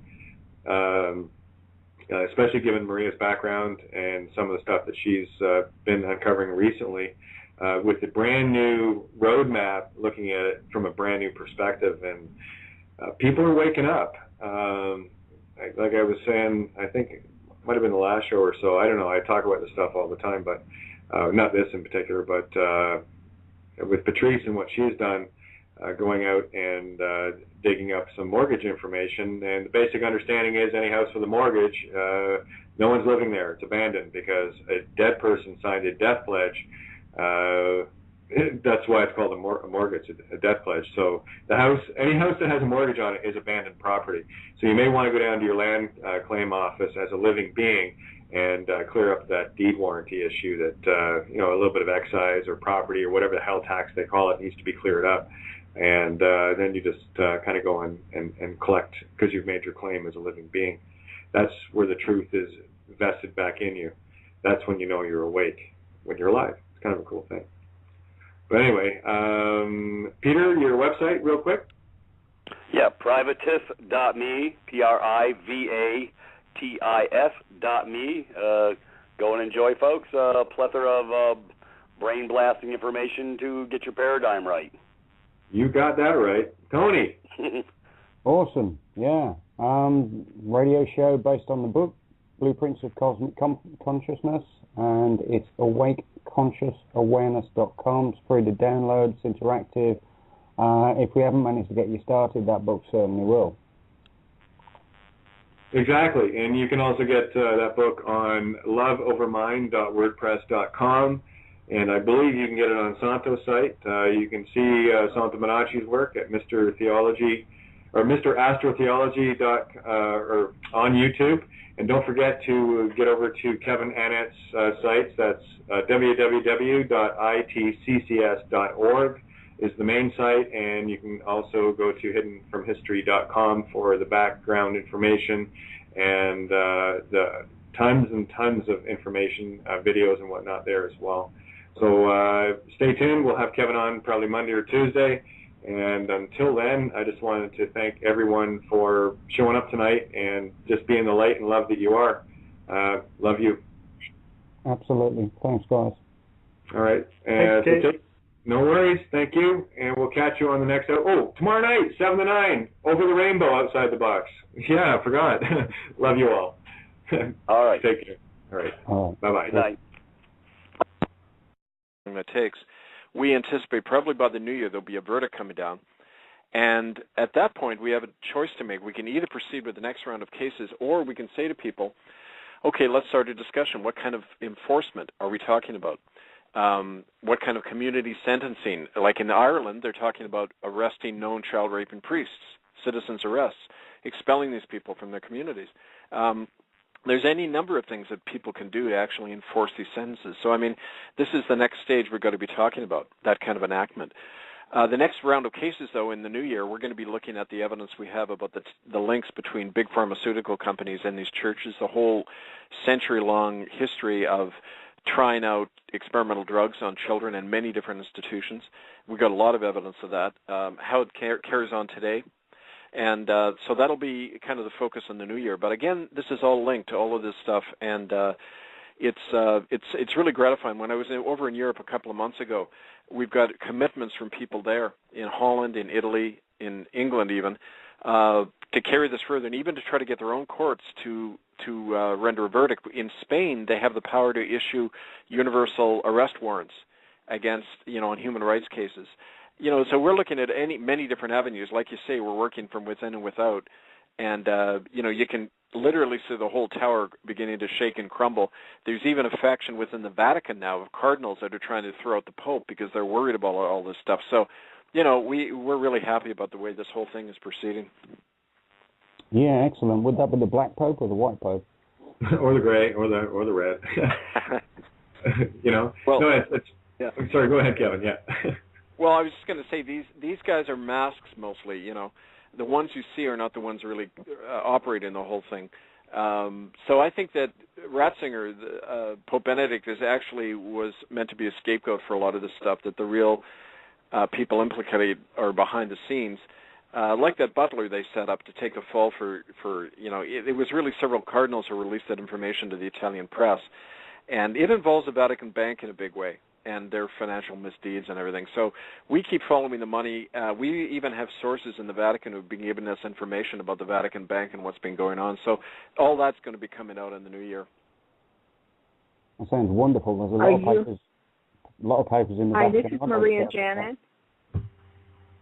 Yeah, go ahead, Maria. Can you, Kevin, are you getting any of your judgments recognized by the establishment? As in, you mean the courts, other courts in different countries? Any courts or public servants, or, a lot of times they will answer you with silence, which is an offer of silence.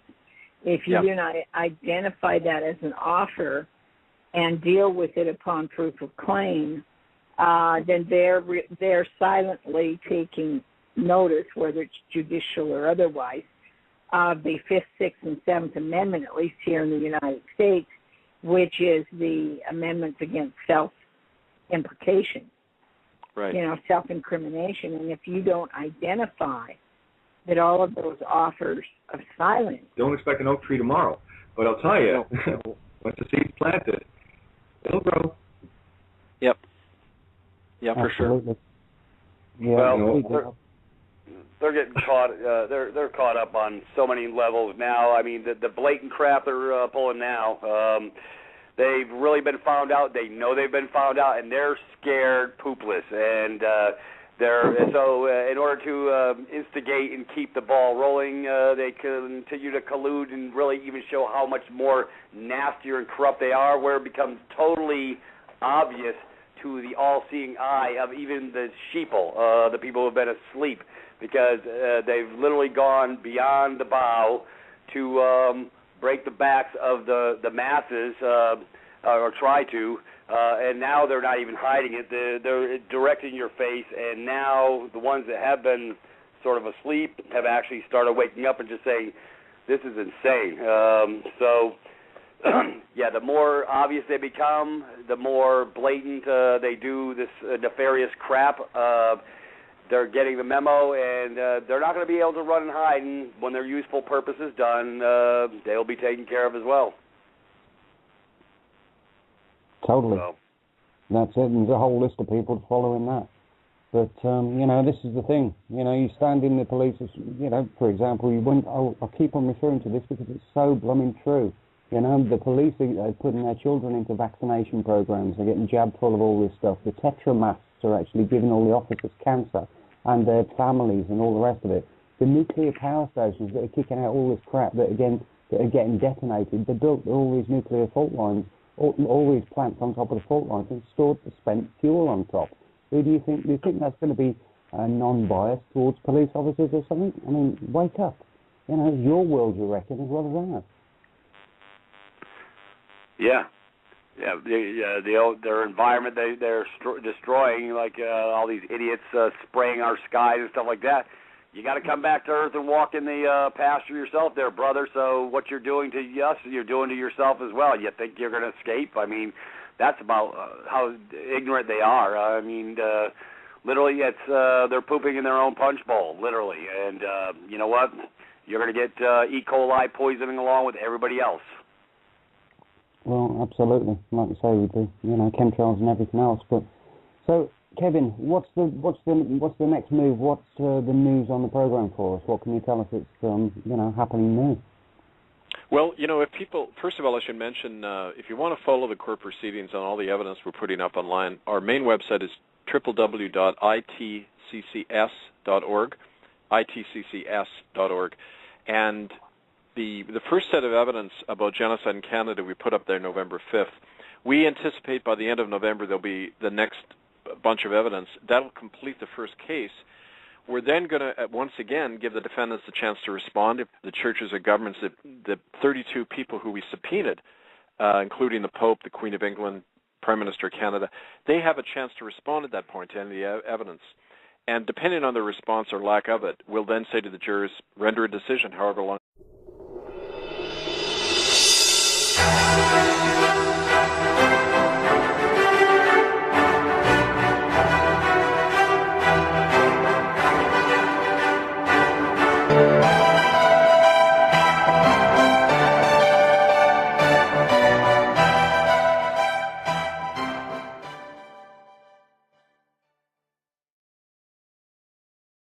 Hello, and welcome to another wonderful Friday night here on Cosmic Blueprints.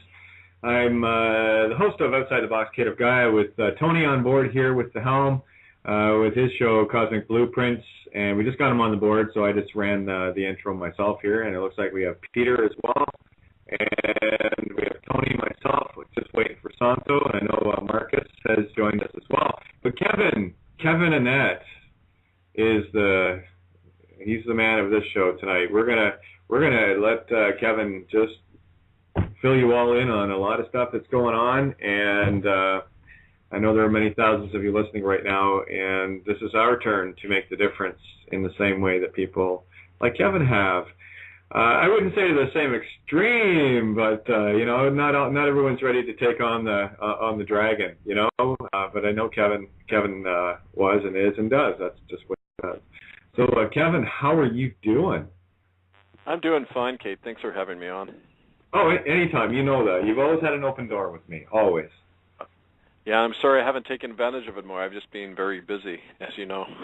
Oh, absolutely. Now, hey, and again, this is the thing. We're all doing our thing, and that's the reason why the door is always open, so that when you're ready and that the time is right. Oh, here you are. Look at that. We're here together now. Yep. Here we go. Yep. So, Tony, say hi, and Peter, I just want to make sure that's you on the call. I'm pretty sure it is. It's my clone. Oh, it's your clone again. Okay. All right. Had that clone stuff, hasn't he? Uh-huh. Anyway, so Tony, take the helm. I'm going to sit back and I don't worry.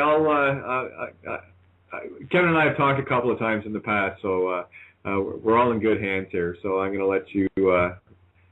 Hey, it's your ship tonight, man. I'm just hanging out, enjoying the break. That's all right, Kate. No problem at all. Talkie sticks. You're always welcome to run away. It's no problem at all. In fact, I prefer that sometimes. But there you go. All good.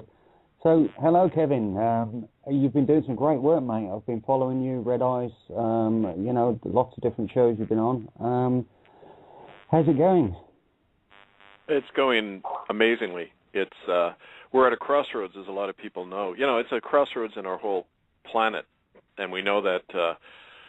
This information, it isn't just information anymore. It's a doorway for a lot of us to realize that we can leave the old world. We don't have to be part of this genocidal mess anymore, and the system that continues to feed off the suffering and killing of children. And so, when we've been posting the evidence of genocide in Canada, it's the first case in our common law court docket. The more that we put that stuff up, the more people come to me with not just stories, but ways that they are changing their reality. To give an example, I was in Vancouver a few days ago, and a group of Native people there have gotten together and said, now this is the time to enforce our expulsion verdict on these churches. 4 years ago, they told these churches responsible for the genocide to get off their land. They're going to go ahead now and enforce it. They've got teams of people that are going to go into these churches and boot out. They're going to start with the Catholic Church. But they're going to literally evict these people and take over the premises and say it's time to start doing this, to take action. We know what the evidence is. We know what the problem is. Now the question is, what do we do about it? And I'm just elated when I hear things like this, because this is the whole purpose of what we're doing. It isn't just to share information. It's to change our world and take back what's been taken from all of us. So I'm just really happy by what's going on. Yeah, absolutely. Like you said, though, it's happening on all these different fronts. It's happening on law, religion, Oh, wow, yeah. Sciences, technologies, hidden information, esoteric, all sorts of stuff. And it's beautiful. It's true. It's like watching a real renaissance happening. And people, it's easy to get caught up in a lot of the shit that's thrown at us, the misinformation and the lies. It's almost like there's all this stuff trying to stop us from going through that door, trying to pull down our spirits and our consciousness to a very petty level, and we can't do that. We've got to just keep moving through that door together, the ones who are going to go through, and hold each other up in that and stay very focused on what's true and on ourselves and our own light. So I'm more aware of that all the time, especially since I've been at the receiving end of more and more of this stuff. I just realize that it's mostly illusory, and all they have left is enormous lies, and that's all that you have when you're a guilty party. In court, you have to create lies and undermine the evidence and the witnesses, and that's what they're trying to do, but it's not working.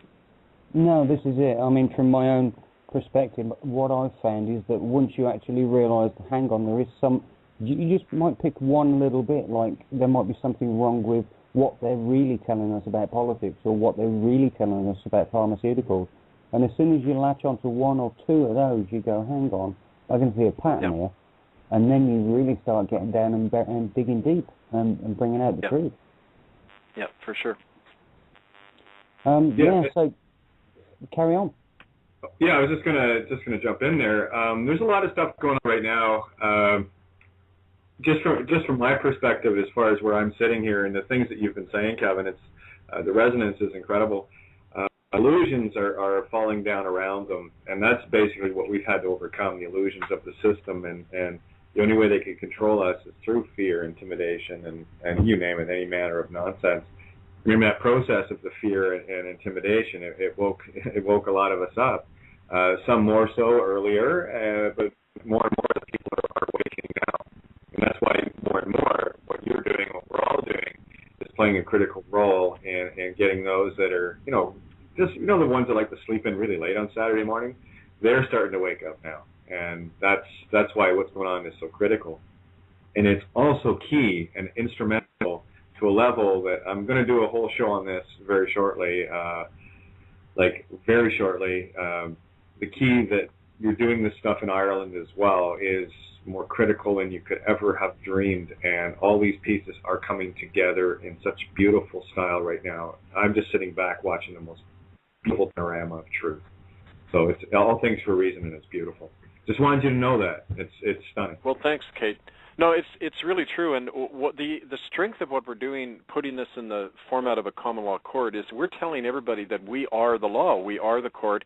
We have 58 sworn citizen jurors who are going to come to a verdict, and that's powerful. That's the people making a pronouncement on the history of this genocide by these churches, their links to big pharma, their history of stealing land and continuing child trafficking all over the world. We have the power to do that when the courts are clearly colluding in all of this stuff, the so-called, normal courts are doing their best to conceal this, and we've got examples of that all over the world. So it's a very powerful tool, and it's not something we're just doing on our own. Anybody can take this step, and that's what we try to encourage. That's right. It's an open class action, I believe, isn't it, Kevin? Exactly. It's only the first. This is a work in progress. It's only the first attempt, but we're hoping others will pick up the ball and carry it. Well, I can share something with you that I sent out to a few people today that I got. Dean Clifford is in the process of taking 2 RCMP cops to task. I managed to get the charges on them and stuck, and also located their bonds, and he's got a lot of other things that are going on. But I believe it's November 21st that an RCMP is going to court, and it's going to be a private prosecution within their system. So it's working within and without. So that's what I'm saying. The nails are getting hammered everywhere, and they've got no breathing room left anymore, and they know it. That's true. Yeah. That's the point, especially when we've uncovered their own system and how that's used against us.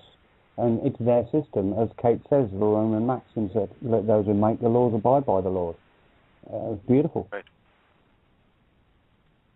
Yeah, one of the things we did too, which was really important, is we issued a letter, and we're going to send it out again to the police in all these countries, saying your public servants that you should be enforcing these verdicts and not collude with these criminal agencies. And so we're really asking them to choose what side they're on. You're either going to serve the people and real lawfulness, or you're going to continue to collude with these agencies. Like whenever we show up outside churches and the police stand there protecting the church, I make a point of going over and talking to these cops and saying, do you know who you're protecting or what you're protecting? Do you know the legacy? I gave them information, say, you're a human being, read this stuff. What would you do if this happened to your children? And so, they either look away in embarrassment or look sympathetic, but I know that their position doesn't allow them to respond in that moment. But it's in there. It's working. We're winning the battle of hearts and minds, and I think that's why they're resorting to these underhanded methods to try to destroy what we're doing. But it's, like I say, it's not working. We are gaining the moral high ground all the time on this stuff. Well, absolutely. Seed planting 101, Kevin. That's exactly what we're all doing now, and it's planting the seed, the idea. And again, this is why I'm telling people to stand back and breathe. Plant the seed.